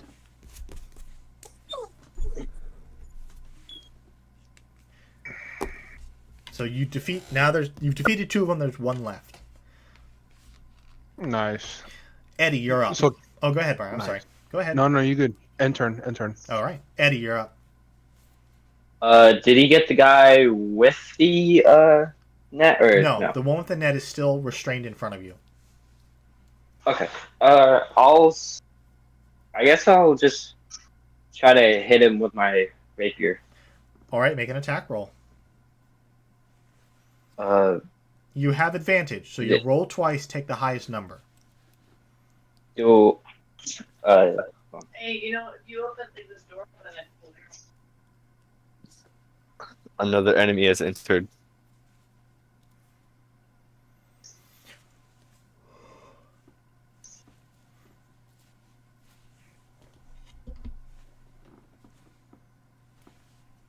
So how is everybody enjoying I it got so that. far?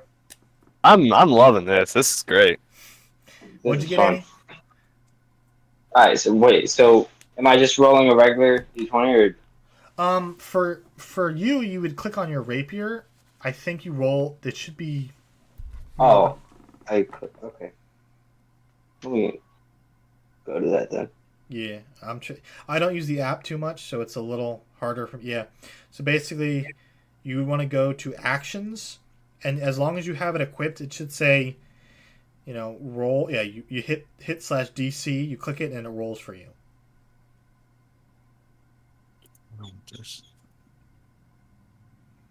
Hold on. You may I have to think- equip it first. I think I have it equipped already. But I guess I don't know. Alright, so do I press on the rapier? Yeah, you hit it. You hit it twice. Take the highest number. There's no like roll on the rapier. Like I'm in the. I'm like desperately I don't know trying if to I'm change my being portrait stupid. for my character. It should be when you click on actions. It should be one of those. Actions. Yeah, click Okay. the red dots and go to actions. Okay. Yeah, and then it should be in the center. Hit/DC plus whatever.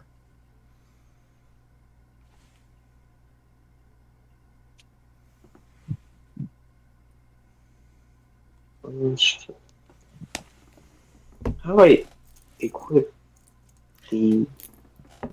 When you go to your equipment, it should like not offer. It should tell you how, like you just click a button. If I go to inventory, yeah, if you go to inventory, Oh. to the left is a little square. You click on that, and it turns it off or on. Oh. Okay. I get it now. Yeah, so equip all the things you want, and then when you go to actions, it should be there. All right. Yeah. So. Okay. That's a 12. Roll twice, take the highest. Oh, right. Okay. Because as long as it's in the net, you have advantage. 14. 14, that will miss, unfortunately. So, Hold on. Uh,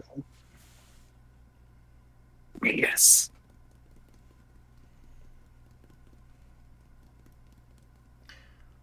so it was a 12 and a 14, okay. right? So. Yeah. Okay, Can I use a go ahead. bonus action to 2-weapon fighting? Yeah, you can make another attack. So the first one misses. You take your rapier and you go to jab at it, and it like in its frantic moving under the net, like just barely avoids it. But go ahead for your second attack. I still have the advantage, right? Yeah, you still have advantage. 17. That's a 19. That'll hit. So roll your damage. 1. 1. Okay. So you Very nice. jab at it, and you glance off its shoulder just barely, but it's still This standing. is why I don't fight with my hands. It's Can now, I move back? yeah. You can easily you can move to your left or right, and since it's restrained, it doesn't get attacks of opportunity, so you can move freely without worrying about being hit.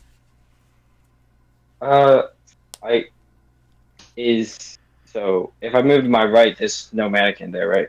Yeah, all that's left is the one under the net. Oh, okay. Yeah, I'll just move to my right then. All right, you hop over the bed and get to the other side out of a dangerous way. It is now the blank's turn. It does not break free of the net. So that's its turn. What a loser. Patrick, you're up. All right. I'll enjoy this. So, Should cast Vicious Mockery on that one. Should have. well, All right. the So- way Vicious Mockery works is it's a saving throw, so it rolls, not you. So it doesn't get any disadvantages. Yeah. I was just saying because you can't get out of a stupid net. No, he can't get out of the net. He's rolling low. The Patrick, I'm sorry, it's your turn. Okay, that's fine. So again, I'm always gonna ask this: how far away from me is he? He is 10 feet away. If you hop over 10 the bed, feet? he's 5 feet, yeah. You know what that means. All right. Well, I'm gonna play this in character, so unfortunately, can I pick up the bed and throw it out of the way instead of jumping over it? Because Yeah, this would be an action, though. an action. Yeah. Oh, so this would be an action. Yeah, because you're trying to attempt to lift something and physically move it. It's not like a bonus action is like picking something up as an offhand. Hold on, I got this. All right, I'll spin this action to flip the bed out of my way. All right, give me a strength check. A strength check, right? Strength check, yeah. All right. Natural 20. So So 24. You take the bed and you table flip, just launch it into the air as it crashes near. You know what? Since you rolled a natural 20, right? Yeah. Yeah. I will say go ahead and roll a d4 for me, and that's how much damage you do as the bed hits the mannequin. Oh yes. Because Hold on. you're flipping it in the direction of the mannequin, so I'll give you, since it's a natural 20, I'll give you some damage. All right, D4. That's the triangle one, right? Yep.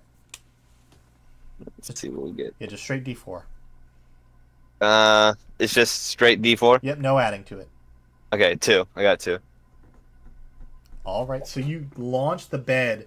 It's a good thing, it's a good thing Eddie got out of the way as it crashes and hits the mannequin and lands at an angle to the side. Okay, and then I would like to perform a bonus action. What would you like to do with your bonus action? Hungry Jaws. Make your attack roll. This will be my last one, so. Yeah, you have it's Yeah, I have 2. It's I have 2. Yeah. All right. Roll to hit. A 16. That hits just barely. Oh yes. So go All ahead, right. roll damage. 4. That's 8. That's 8. I got 8. All right. So you rear back, and with your gnashing jaw, you bite into you bite through the net, not damaging the net, mind you. Somehow. He's so precise with his jaws. Yeah, I'll say that it's not to damage the net, obviously, but you bite into it. You rip off the upper torso of it, just revealing this pulsating red heart that slowly ebbs and gets slower and slower until it goes to a dull gray, and the blank falls to the ground dead. Oh, I love this. This is great. But all 3 are now neutralized. Are we out of combat? Yeah, you are now out of combat. Can I rush out of the room and go to the overseer dudes and just kick down his door? Yeah, I'll say you throw the door open and rush in the hall. Can I follow? Yeah, you can all follow, I'd say. Brian, Okay, is there anything you'd like to do? I'll go back to. Are we leaving the room to go downstairs? They're running towards the proctor's room. Yeah, I definitely follow. All right, all 3 Okay, of you. but before anything, I have to say, God, this is great. I love this already. This is glad. amazing. But you guys rush down the hall. You see the proctor's door is wide open. Oh shit! It is dark inside. There is no light. So, Soft Paws, you're the only one who can make a perception check to see what's inside. I really wanted to kick down this door. I wanted you to fail so I could throw the door. 17. 17. You see a small 1-bedroom room. The window is wide open, and the snow is kind of pouring in. There does not appear to be anyone inside the room. They kidnapped the proctor. Not the Brock. As you guys are standing there, you hear some light shuffling, the slinking of metal. As you turn and you see Kip kind of jogging towards you guys. He goes, no, he did the same thing last year. He kind of gestures back and he says, those things were the real threat. And now that they've been taken out, I assume we passed our first test. I shot at Kip. You didn't tell us that they were mannequins? He goes, they weren't mannequins last time. I slap him across the face. All right, give me a strength check as you slap the I'll make it up to you. You can either, if you not want to do any damage to him. I don't want to do any damage. Yeah, I okay. just want to. So you just slap him, and he's like, he gets caught off guard. He stumbles back. He goes, I didn't know, and he looks like genuinely heartbroken. Eddie! My God. I apologize profusely. He goes, no, I understand. I got caught off guard too. And he like looks, and you see his chain shirt is slightly ripped where the spear penetrated his armor. Oh, good. But he goes, we should be good now. I think we should be safe to sleep through the night. And he goes, if you want to keep watch, though, I completely understand. No, fuck that. Can I? Hold on. Yes. Let me go to my actions real quick.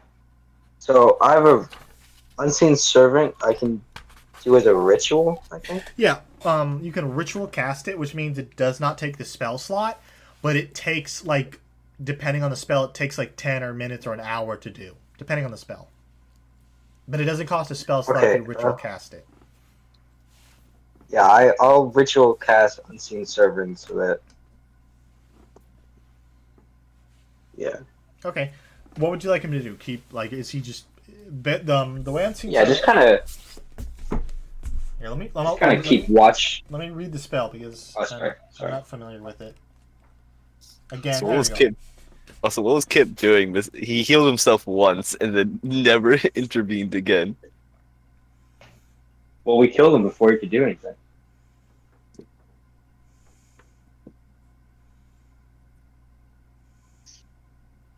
Damn you, Kip! So basically, what would you like him to do? And I'll tell you if it's in the scope of what he can do. Can I just have him like keep watch and wake us up if Um, anything? you can, but he only lasts for an hour. Okay, can I like once 15 minutes pass and like he's about to not exist anymore? Can you just wake me up? Yeah, he can do that. Okay. Okay, so Not exist anymore. what else? What is everybody doing now? We got the unseen servant. Patrick, what are you doing? Are we still in the hallway, right? You're still in the hallway. I say if you want, you can head back to your room. It's your call.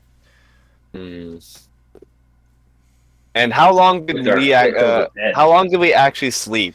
I'll Or say do we you not got sleep at all? like 2 to 3 hours before the ambush. Hmm. I guess my guy's main motive would be to head back asleep. All right, so you head back to the room. Brian, what are you doing? I'll do the same. All right. So all three of you, including Kip, head back to the room. You shut the door. You can stuff the blanket under there again if you'd like. The unseen servant basically takes position in the center of the room, and 15 minutes before he dissolves, he will awaken you, Eddie. Okay. Before I go to bed, can I like check these mannequins? Like, What are you looking for? I don't know, just like invest. Just Yeah, give me an investigation check. see like what that red. Actually, can I see what that red light was? Yeah, give was- me an investigation check, and depending on that, I'll let you roll Arcana if you get high enough. Okay.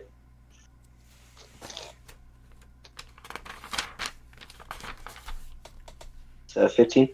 15. So you kind of like pry open the damaged bits of this one blank, the mannequin. You pry it open, and in its center is this dull, almost gray crystal. Go ahead and give me an Arcana check. That's a 7. 7. You're not familiar with anything like this. It's something a little out of your depth of knowledge. Can I at least tell if it was like the kind of the same as what the proctor was wearing? He'd worn. With a 7, I'll say it's magical, but other than that, you can't discern its use or anything like that. Okay, can I just like pick it up and put it in my bag? Yeah, go ahead and add inert crystal to your inventory. What crystal? Inert. Nerf. Yeah, which basically, that just means it's no longer active. And I'll say, if you want, after a certain amount of time, you can attempt to make another Arcana check to see if you can determine its use then. Okay. All right. So is anyone taking watch other than the unseen servant? It's Pat's turn. So soft paws, you head off to bed.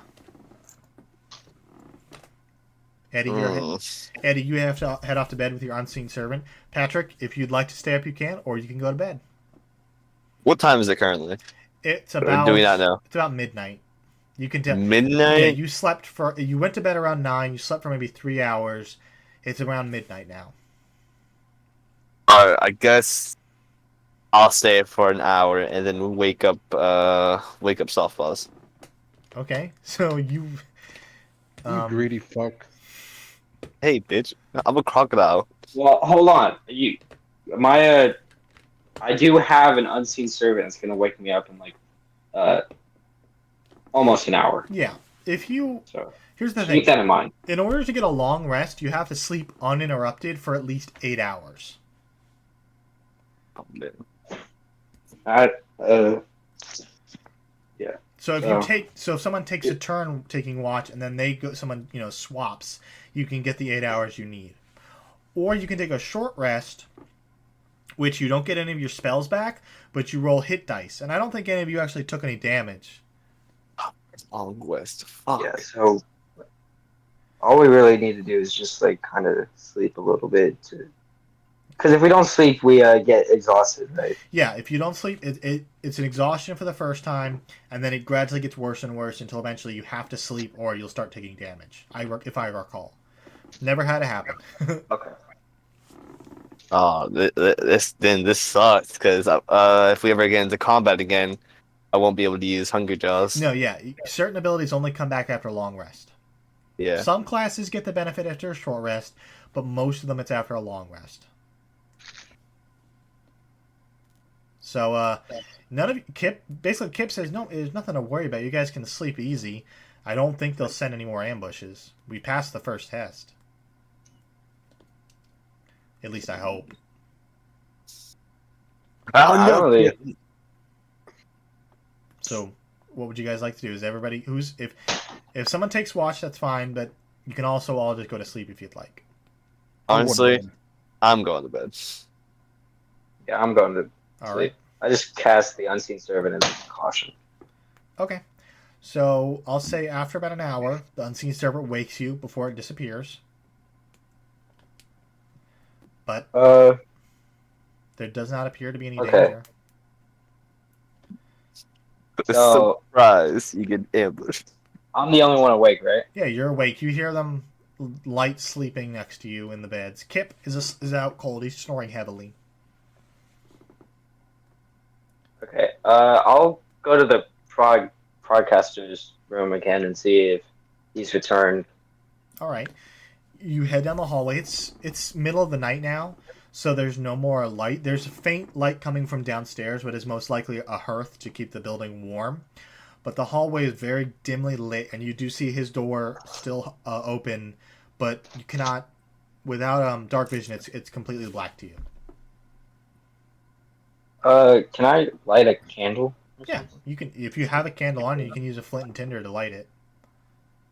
Or if there are torch sconces along the wall, if you have a tinder box, which I think you do, you should be able to light one of the torches.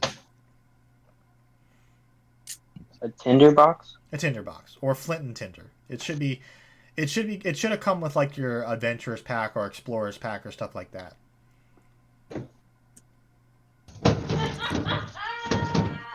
What the fuck? I don't think I have those. All right, then you have. Well, do you have any spells? Like, you picked your cantrips. I was there. I don't think you have anything to create light. So you could go into his room, but you would have disadvantage on any perception checks. I'll go in his room. All right. See. As you Wow. enter, give me a perception check.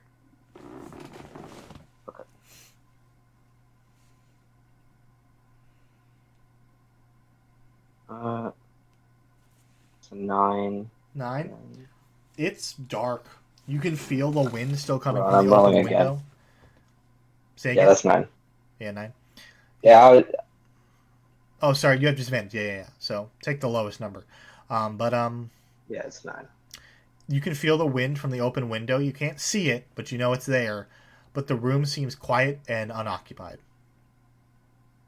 Okay, I'll go downstairs to make sure there's no funny business. All right, you head down the stairs, and the bottom floor is illuminated by the hearth fire.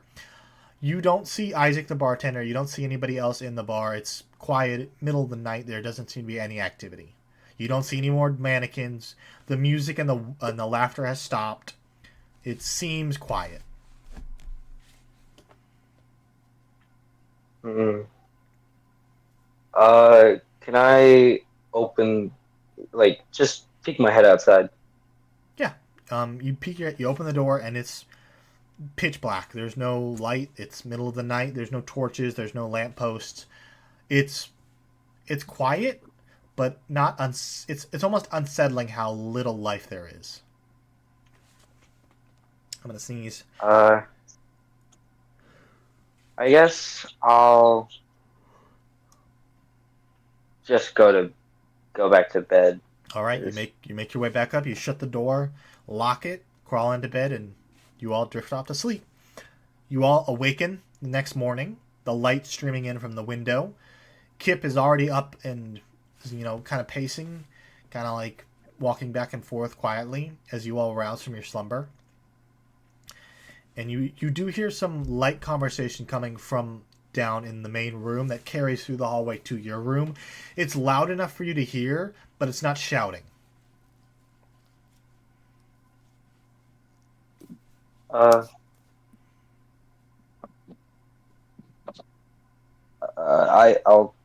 What do you guys want to do? Whose turn is it? It's there's no combat. It's anybody can do anything. It's free action. Actually, I'll go to the practice room again and All right. see what's in there. The window to the room is now closed, and it looks like someone has cleaned up the snow that was on the floor, but there's nobody currently in the room. Can I look around and see what's going on? Yeah, you're heading downstairs. Or I want to check the practice. Oh yeah, go ahead and give me an investigation check. Now that it's light out, you can examine the room. Okay. Did you say perception? Investigation. Okay.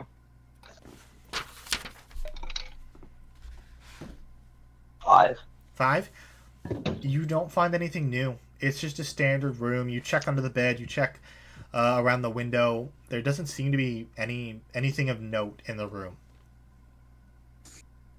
All right, I'll go downstairs. All right. What about Patrick and Brian? I guess I'll follow behind Okay. Melody. I continue to sleep. Okay. Patrick and Eddie, you guys make your way downstairs. You see Isaac the bartender, and he's now serving drinks to maybe 5 or 6 of the other recruits. You see the changeling, and you see Kip down there. You do not see the proctor, but they all seem to be abuzz talking. You do see some of the recruits are wounded. They've got bandages on their arms, and one of them has a bandage across his eye. But other than that, they seem lively. And as you descend the stairs, they don't seem to notice you. They seem to be so deep in conversation that they just do not sense your presence. They don't sense the 8-foot tall crocodile, man. Not with a 2. What? I rolled a 2 on their perception. Oh. Okay. I shout out, "Yo, did you guys get attacked by mannequins last night?" I come across the room. They get a little startled, except for the changeling. They all kind of turn there. You see they are wounded, and one of them is really bad. He's got bandage across his eye. His arm is in a sling. His armor is all beat up, and he kind of goes, "Well, yeah, last night fuckers ambushed us right out of bed, but First time, huh? we defeated them. I got the worst of it." But, The attitude is not necessary. he's like, "Well, how'd you do?" Well, look at us. I mean, I say we're doing pretty well. He just shakes his head and he says, "Whatever, just we're waiting." The proctor came in this courtyard earlier. He said in an hour everybody meet up, so we're just killing time in the bar. And you see Kip, and he's like, "Yeah, apparently he said anybody who passed the ambush just gather in the center, and those who are too wounded to continue, well, they don't continue." I'm gonna sneeze. But And I rolled. Can I cast a minor illusion and have a mannequin? Oh, I love where this I'm is just going. kidding. Man. Just have like a mannequin stand where he can see. Let me read Minor Illusion real quick, because I just want to see how big it can be. I hope they start a bar fight or something. I would love that. Minor Illusion.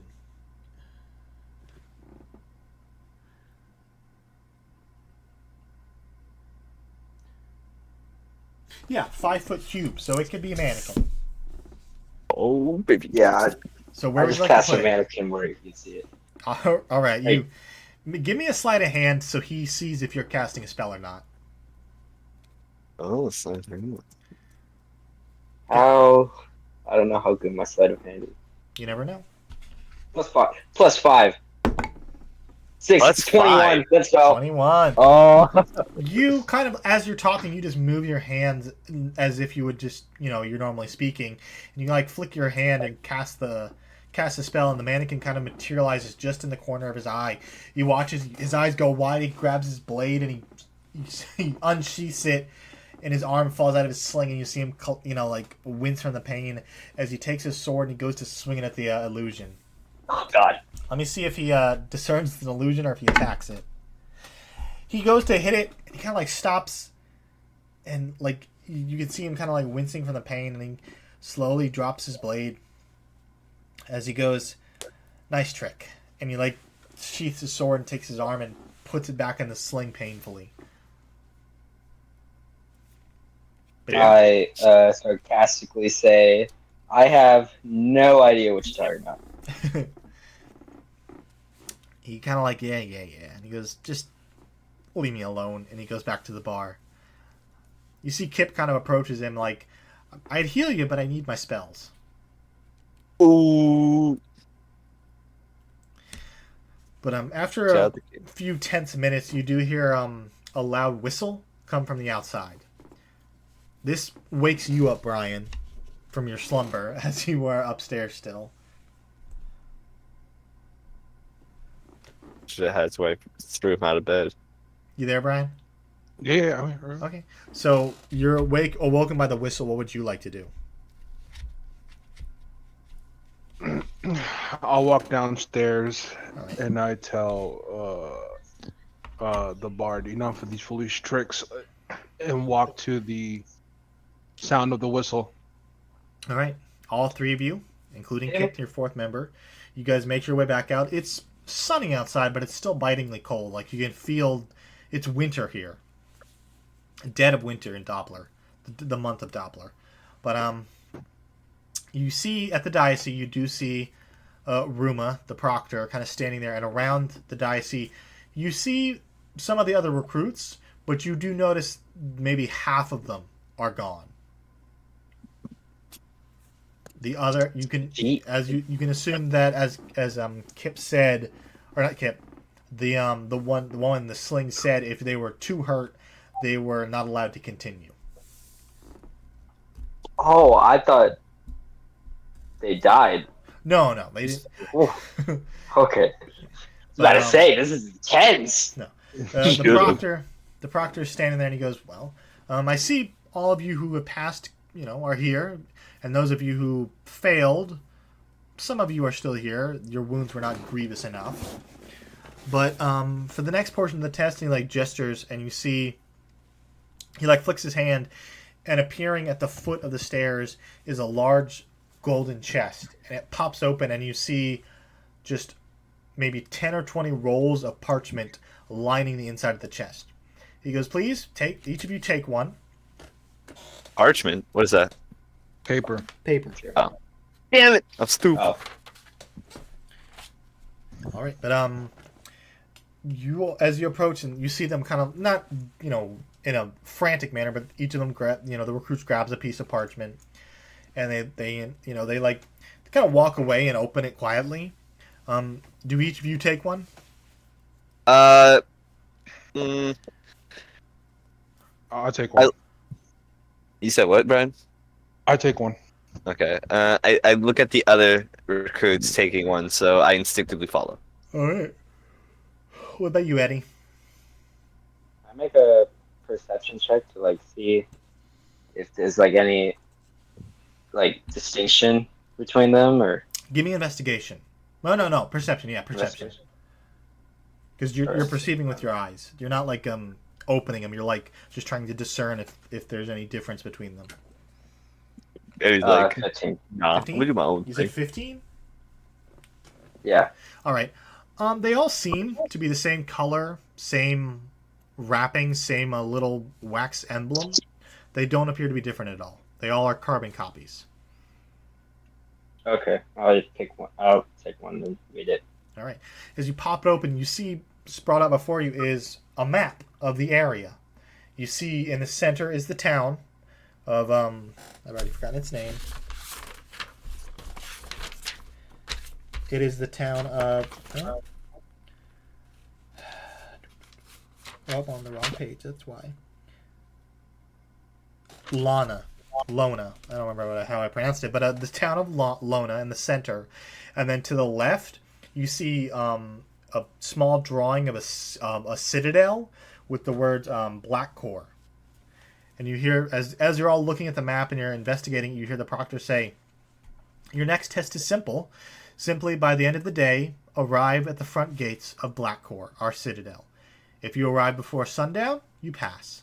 And if you don't, then we'll find you and continue the test after." And he goes, "But if you don't find it, don't consider this a complete failure. It just is a mark against you in the total scope of things." Oh, okay. Can I go up to the proctor and ask like where he was last night? Where were you on the night of the 17th? He goes, "Well, I slept for a little bit, and then I made my way out of the window to someplace you don't need to know about." Why the window?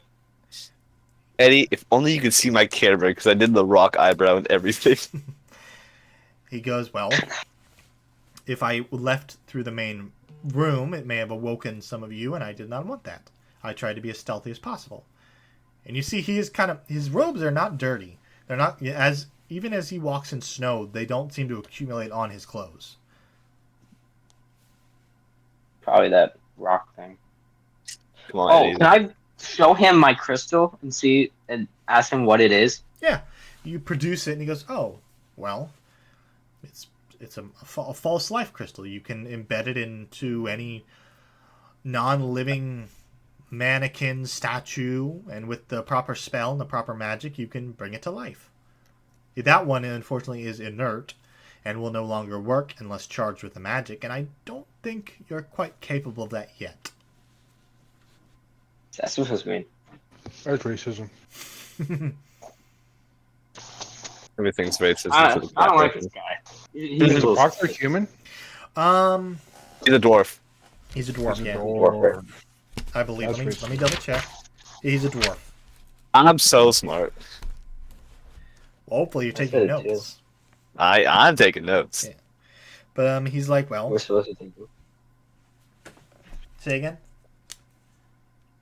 This is nothing. I should probably be writing this shit down, shouldn't I?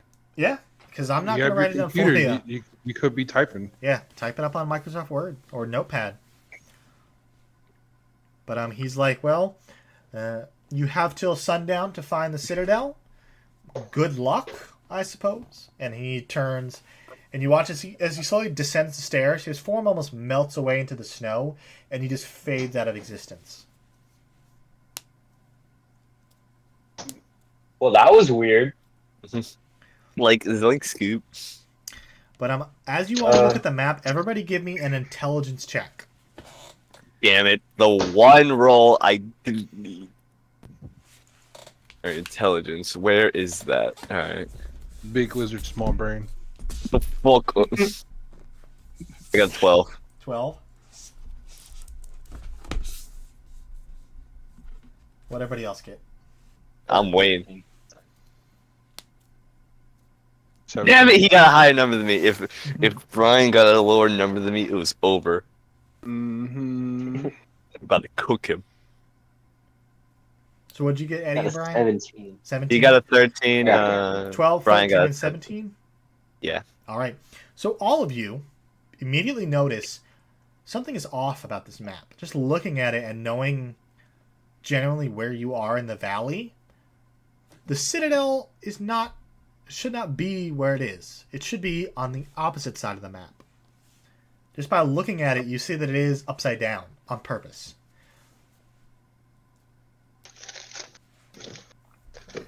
So all of you, anybody who rolled above a 12 can discern that. Nice. Barely made the quota. Barely. You do see some of the other recruits kind of like looking at the map, and they head off towards the wrong direction. Can I find that dude in the arm brace thing? Yeah. You see him, he's like holding his parchment like with one hand, kind of like trying to read it as the wind like whips it around. I walk up to him and tell him what we know about the map. He goes, oh. He like takes it and he flips. He goes, you're right. It is upside down. Idiot! He goes, thank you. I probably would have gotten lost. Yeah, this Should is have got lost. offer for him to follow us if he wants. He like nods. Wait, does he have a group? Say again? Does he have like a group of people that he's going No, with? he seems to be on his own. Okay. You see the Changeling and Kip kind of head off in the correct direction. You see maybe 75% of the other recruits heading in the wrong direction. Like, if you guys are... The correct way is east, they're heading west. But everybody heading east is Kip, the Changeling, and you, and maybe like 5 or 6 of the other recruits. Okay.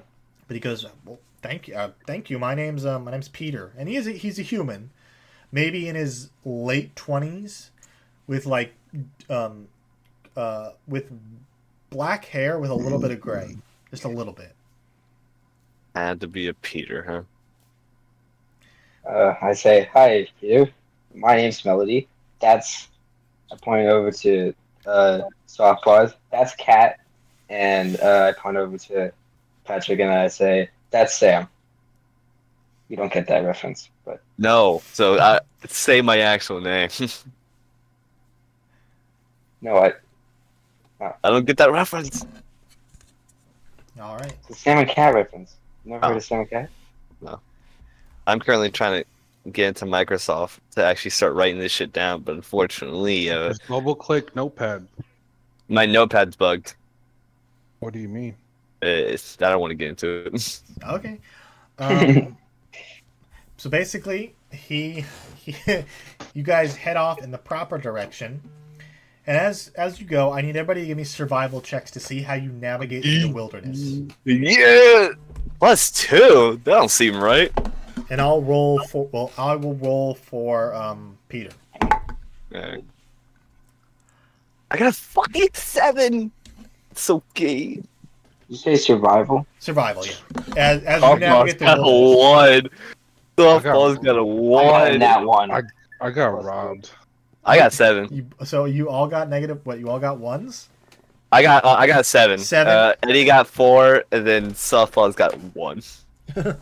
I got a nat 1, but it's +3. So 4. The fuck does Eddie have more survival than me? All right. Probably because it's I'm just better. Fuck up. Small brain. Small braid. Gonna kill these two. You have to catch us first. Don't put me on night shift then, that's all I gotta say. You scared of the dark. Okay, hold on. I'm just prepping things. He's letting the party shit talk each other before we continue. Okay. So you guys you're following the map to the best of your ability. But eventually you come to a fork in the road, one leading down, one leading up. And even with Peter, you guys head down towards the bottom of the valley. And as you do, you enter, as you're going across this rocky surface, eventually you come to a large open pasture with 3 rocks. A long one on the east side and 2 small ones. I'm sorry, a long one on your right and 2 smaller boulders to your left. And you all hear a slight crunching and groaning sound coming from just a little bit ahead in the underbrush. A groaning sound?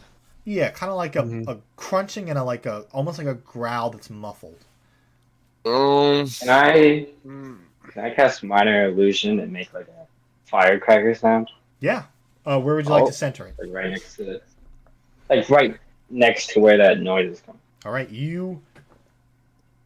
sound off the firecracker. You all watch as in the center, in the the underbrush, you see a large black head poke itself out with two little pointed ears, and you see a black bear, kind of like scan the horizon, a black bear? Oh, yeah.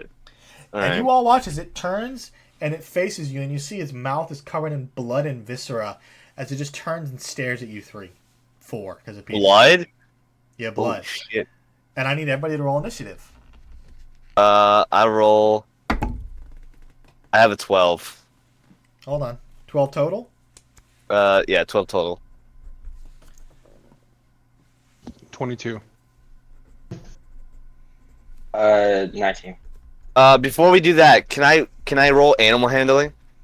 You can, not quite yet. You startled it, but you can do it on your turn. Okay. What did So you get? What did you get, Eddie? I got a 19. damn it, bro. Everyone's so Oh. better than me. All right. So up first, Brian. You see this head poke out, and you immediately recognize that this is a threat. Like Yes. it's covered in blood. You've either disturbed its mealtime. It's not going to be happy. It's most likely going to be aggressive towards you. What would you like to do? My bad, guys. By the way, all of you got the long rest. So in your character sheet, click long rest, and it should reset all your abilities and such. All right, we did get long rest. Yeah. Nice. That's something I should have said. Yeah, make sure you click long rest so it gives you your certain abilities, spells, and stuff like that. Okay. Oh, I should have been I should have been like crossing off my Hungry Jaws. My fault. Yeah, All right, I'll make do sure it you next do time. that. But you're up, Brian. Can I get behind the lizard man and then dash into the bushes and stealthily try to attack it? This bitch. Yeah, you move behind Patrick or in front of him because basically you're Behind you're in a Patrick. clearing, and in the center is a bunch of like destroyed trees and underbrush where the bear has poked its head out of. You can make an attempt to dive into the underbrush and hide, but you'd have to be ahead of Patrick. I have to be ahead of Patrick. Yeah, So this is day 2, right? yeah, day 2. Okay, I just need to know because I'm writing shit down now. How far is it? What's the It feet? is 15 feet away. The bear is. 15 feet. The underbrush is only like 10 feet away. I'm going to shoot it down with my short bow. All right, make your attack roll. Yeah, you're not currently stealth, so you don't get sneak attack, but just roll your attack. 12. 12? Uh-huh. That hits. Roll damage. Oh, that's horrible. Oh, that's not bad. 6. All right, so you immediately recognizing the danger, take your bow, pull back the string, and let loose an arrow. As it slams into the bear's shoulder, you hear the bear let out this guttural growl as it raises up, standing pretty tall. It's a bigger bear, but it kind of growls. And what else would you like to do? You can take a bonus action to hide if you'd like. Oh, it's still my turn? Yeah, it's still your turn. You have a bonus action movement. I turn to Patrick and I say, hurry up and use your goddamn jaws. I mean, My turn ends. All right, Eddie, you're up. Okay. Let me check my spells real quick. How far away is this bear? It is 15 feet away. 15 feet? 15. Hold on, I'm checking.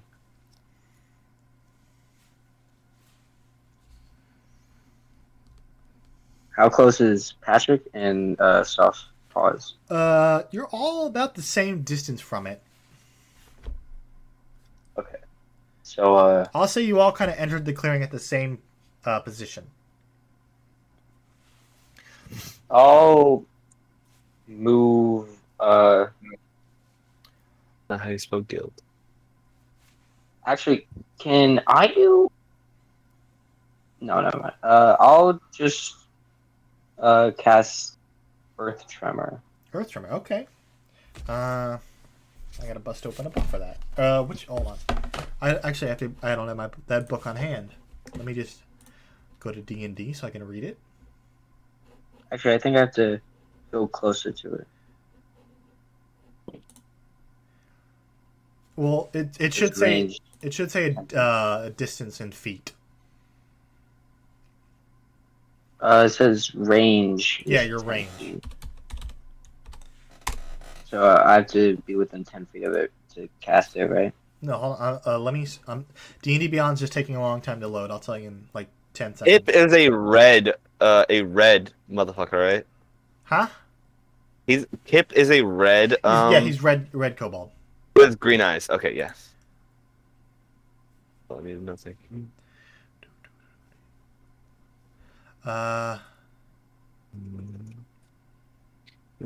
Yeah, it's 10 feet away. So you could move close to it, and you could position it just in the way that it does not hit your allies. Yeah, I'll just move closer to it and cast Earth Tremor. It's a dex save. It fails. So it takes 1d6 damage and is knocked prone. So go ahead and roll the damage for me. Yeah, it was 2. 2? Okay. I not doing well in damage. All Will right. you ever? So you all watch as the earth begins to shake and parts of it collapse in certain places. The bear, standing on its hind legs, is off kilter and like falls backwards, prone. Is that the end of your turn? I shout to Patrick, "It's down, get it!" And yeah, that's the end of my Alright. turn. Patrick, you're up. Leave it up to me. Alright. So, I cast Animal Handling to try to see what I can about this animal. All right. Animal handling is like kind of controlling. If you want to know more about it, it'd be nature. An example for animal handling is like, say you stumble across the bear and no one attacks it, you can try and calm it down. But since they've attacked it, that probably wouldn't be viable. It also is like if a horse is going crazy, animal handling is how you calm it down. God, why'd you go attack it? Okay, you run up to He attack. attacked first. I think I'll do nature check. Try. Okay. Get as much as information I can. Give me a nature check. I got 18. 18. It's a black bear. It's not a brown bear or a grizzly. Okay. So it's not as deadly, but it still could hurt you pretty bad if it got the opportunity. Can this nature check also determine the size of the bear? Like, give me an actual estimate or the number of the... Yeah, it's a medium beast. It's Okay. a black bear, cuz. Well, It's like it's medium. 5 foot to 6 foot. okay, Yeah. so it's 5 to 6 foot. Yeah. On its hind legs? I like to shout out, that's racist. Yes. Okay, on its hind legs. Alright. Yeah. And then for my bonus action... All right. Hungry Jaws. There's two... I also have 2 weapon fighting. So the way 2-weapon fighting it works, if I recall, you have to have 2 weapons in your hand. Get one with one and one with Oh, you the have other. to. Oh, okay, then never mind. Hungry Jaws it is. Yeah, so I think I messed up earlier on that. You guys probably shouldn't have been able to use it, but that's on me. But so we'll just for the future. But Okay, yeah, I Hungry see it Jaws? now. Alright. Hungry Jaws. Rolling attack. now. I get a 15. That'll hit. Oh, never mind. For 10, baby! All right. Oops, wrong way. All right. So you bite into it and you hear the bear let out this guttural roar, but it's still standing. Well, it's prone, but it's still alive. It doesn't help that I'm like technically 3 feet taller than the bear. Yeah, you're bigger than the bear. But that's Jesus. the end of your turn. Yes, it is. All right. The bear is going to use half its movement to get out of prone. It is going to make 2 attacks against you. So me? Yep. The first one is a Alright. 16. Misses. All right, and the second one is a 19. Oh, it just barely. All right, I gotta grab another D4 for this. It just barely. Where's my D4? Also, please, when you tell me if it hits me, please tell me where it hits me, because as Okay. time goes on, I want to eventually have scars on my guy. It does 7 does points of Patrick- damage to you. 7? Ooh, that's tough. Is that you almost die? No, I got, he did 7, right? Yeah, 7. So I, hold on. 7. Alright, I have 9 hit points left. All right, but it goes to bite you and misses, but it takes its claw and carves across your chest. Okay, my chest. Great. Next. All right. It's Does Patrick still have his bardic inspiration? no, that wears off after a certain amount of time. Oh, okay. Yeah. should I think say it somebody lasts else. for certain bards. It's like an hour, and then as you level up, it lasts longer and longer till eventually it goes until they use it. But to start off, it only lasts a certain amount of time. But that's the end of the bear's turn. Brian, you're up. How far am I? How close is the bear, Pat? They're like right. They're right on top of each other. All right. I dash behind the bear and I try to sneak attack. All right. You would have advantage because you are now flanking it. So roll twice, take the highest number. Or for my hit points or sneak. To attack to see if you hit. Okay. So roll a d20 and all that.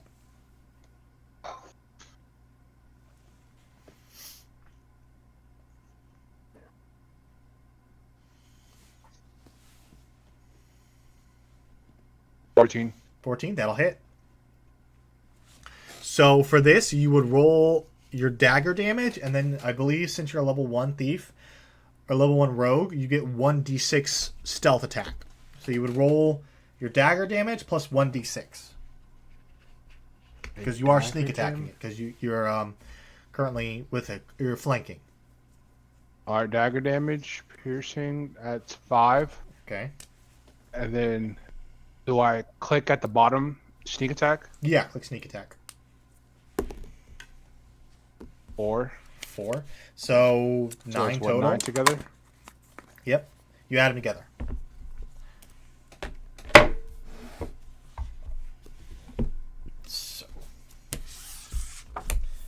So 9 total. You slide behind the bear, take your dagger, flip it up. You line it up to where where its skull meets its back, where its skull meets its spine. You jab it and sever it as the bear just goes limp and falls on top of Patrick. Nice. But Patrick, you're bigger than it, so you easily with your strength. Oh, I know, Yeah, but still. So you guys defeat the bear. All right, now we have an innocent animal. I was originally I originally was gonna try to knock it out, but then I realized I could do something real quick. All right, so your time has come, Logan, to explain this mechanic to me. Yes. How does the wizard? Yeah, how does that work? Make me a survival check to see how much bone or tissue you get from the bear. Okay, survival check. Hi, please. 20. 20? Dirty or natural? Dirty. Okay. So you get, with a total of 20, I'll say you take 2 of its forearms and 1 of its back legs and its skull as you skin the meat, as you skin the hide and take the bones. Okay, so. And I'd also like to point out, at this point, you all notice that Peter, the man you had been with, has fled. Oh, that's Peter! You fuck! I completely forgot he even existed, so fair enough. Yeah. I was just thinking about him. Yeah, he fled at the first sign of danger. Okay, I got 2 forearms. 2 forearms, 1 back leg, and the skull. 1 back leg. Now, again, how does crafting with this shit work? I believe. Let me look. I'll look it up real quick. Because technically, I don't want to use the halberd that I was given.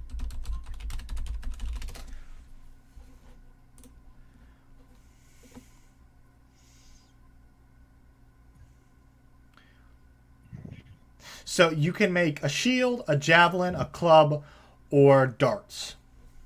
A club or a javelin? Is that what you said? Yeah, a shield, javelin, club, or darts. Okay. And javelin, I have to throw it, right? Yeah, it's a thrown weapon. Okay, so club. I'll say though, I will say this: if you save up enough of the body parts, I will let you try and make a glaive. A glaive. Huh? As you go, if you collect enough bones and tissue, I will eventually say Hold on. if you get enough that you can craft one. What does a glaive? What does a glaive look like? Look it Need up. images. But as he's doing this, the rest of you notice this. It's about noon now after you've been traveling, so you would have another 6 hours before sundown. Can I make an investigation check to see where if I can tell where Peter went? Yeah, give me an investigation check.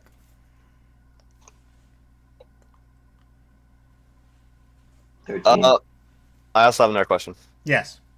If I save up enough bones, can I literally make any weapon? Or is it just a glaive? I'll say you can make any weapon, but it'll be a roll. So you'll make like a tinkerer's check, and if you fail, you destroy the bones, and you have to save up again. Okay. Because lizard folk only can make what I listed, but I'm homebrewing the point because I know you want something cooler. I'm allowing it, but there will be restrictions, and it comes down to a roll. So if you roll low, you'll have to start all over, and if you roll high, you'll get what you want. Honestly, name of the game might just be to save. Yeah. All right, but how do I save? Is there an actual way I can put these in my inventory? Yeah, I think you can go to your inventory and like add like there should be a blank spot. You're on PC, right? Yes, I am. Let me Search items in what? Oh, no, hold on. Yeah, hold on. I'll tell you in a second. If you go to inventory and go to manage inventory, yes, you should be able to manage inventory. Add items. Yeah, I think add custom item, and then you can list it. It tells you cost override, weight override, and all that. And then you can, all right, so yeah. And Eddie, what'd you get on your investigation? Hold on. What did I get? 2 black 13. bears. What was it? 14? 13. 13. So as the combat settles and you kind of look around, you see behind you a little bit to the left of where you descended from the valley. You see some broken branches and twigs, and you discern he ran off in that direction. What are we thinking about this weight? That's all I have to say. Oh, we're not using weight. Within reason. Okay, so like if I say like certain things are certain, like say if you find like 5,000 gold pieces, it's going to be harder to transport if you don't have a bag of holding. Okay. But for like for the body parts, I'll keep track of what you have, and I'll let you know when you're over encumbered. All right, I got I got a skull and I got a leg. Yeah, correct? You got 2 front paws, 1 back paw, 2 front legs, 1 back leg in the skull. Okay, thank you. But Eddie, you see the path that he took. He looks like he tore off away from the path you went, down farther into the valley. Can I remember if like he had an injured leg or not?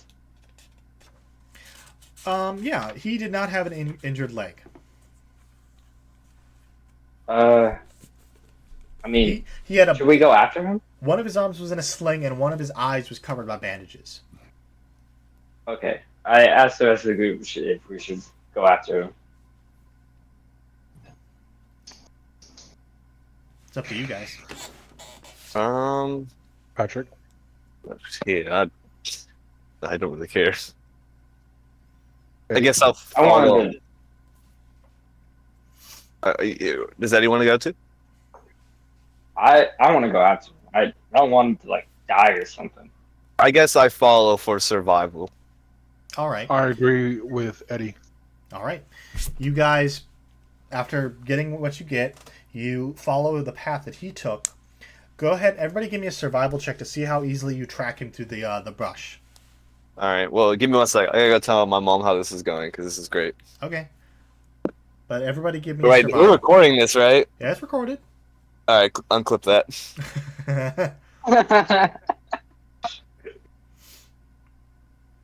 I request that you when you edit the video, you just play it over and over again for like 5 minutes.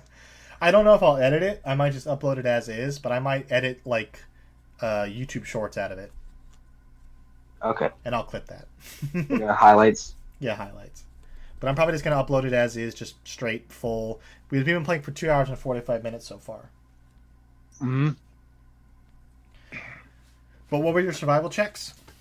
8. Well, a side note, Logan, I probably got another 15 minutes. That's I fine. gotta We're start almost cooking done. dinner. I won't keep you much longer. But you said 8? Yeah, 8. Okay. And Eddie, what'd you get?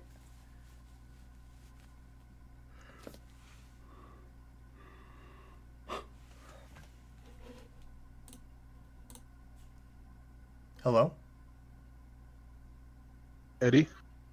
Oh. Eddie? Everybody's gone. Oh no.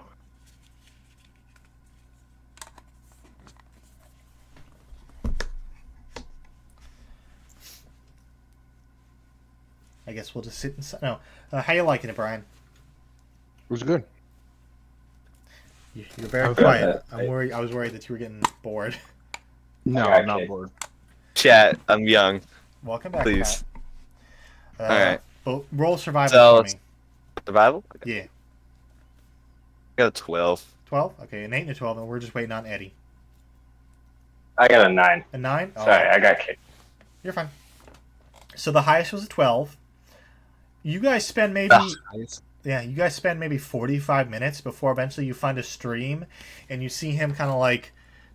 You see Peter crouched over the stream just drinking water and shaking. And as you approach, he kind of turns and you see the fear in his eyes before it fades, and he's like, "Oh, it's just you."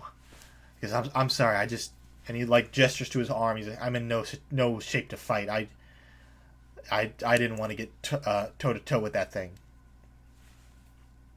Can I roll a medicine check to see if I can help out with that? Yeah, roll a medicine check, and that'll the higher you get determines how much you. A lower number might hurt 19. him.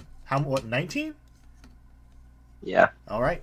You see that his shoulder it's a lot of surface damage, but you realize his shoulder is just dislocated. So you kind of grab it and with a quick shove, you pop it back into place, and you watch as he flexes his arm. He's like, "Oh, thank you." And he's more capable now if you guys get into another fight. But also, yeah. As you guys sit there at the edge of the river, he kind of points and he says, with some good news, and he points and you see off maybe 100 feet or so is a large stone structure built into the side of a obsidian-like mountain.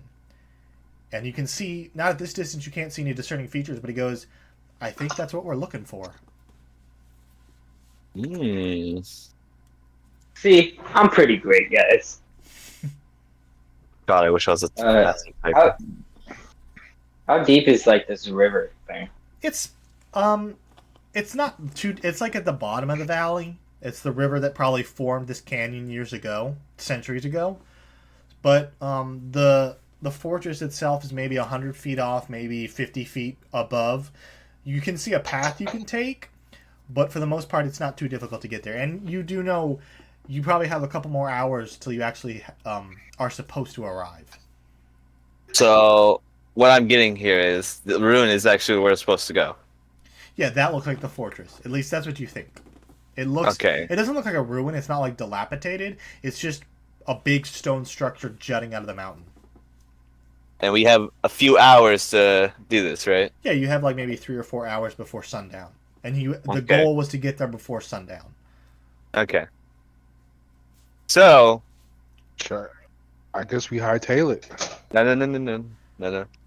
as much as the detriment is the team.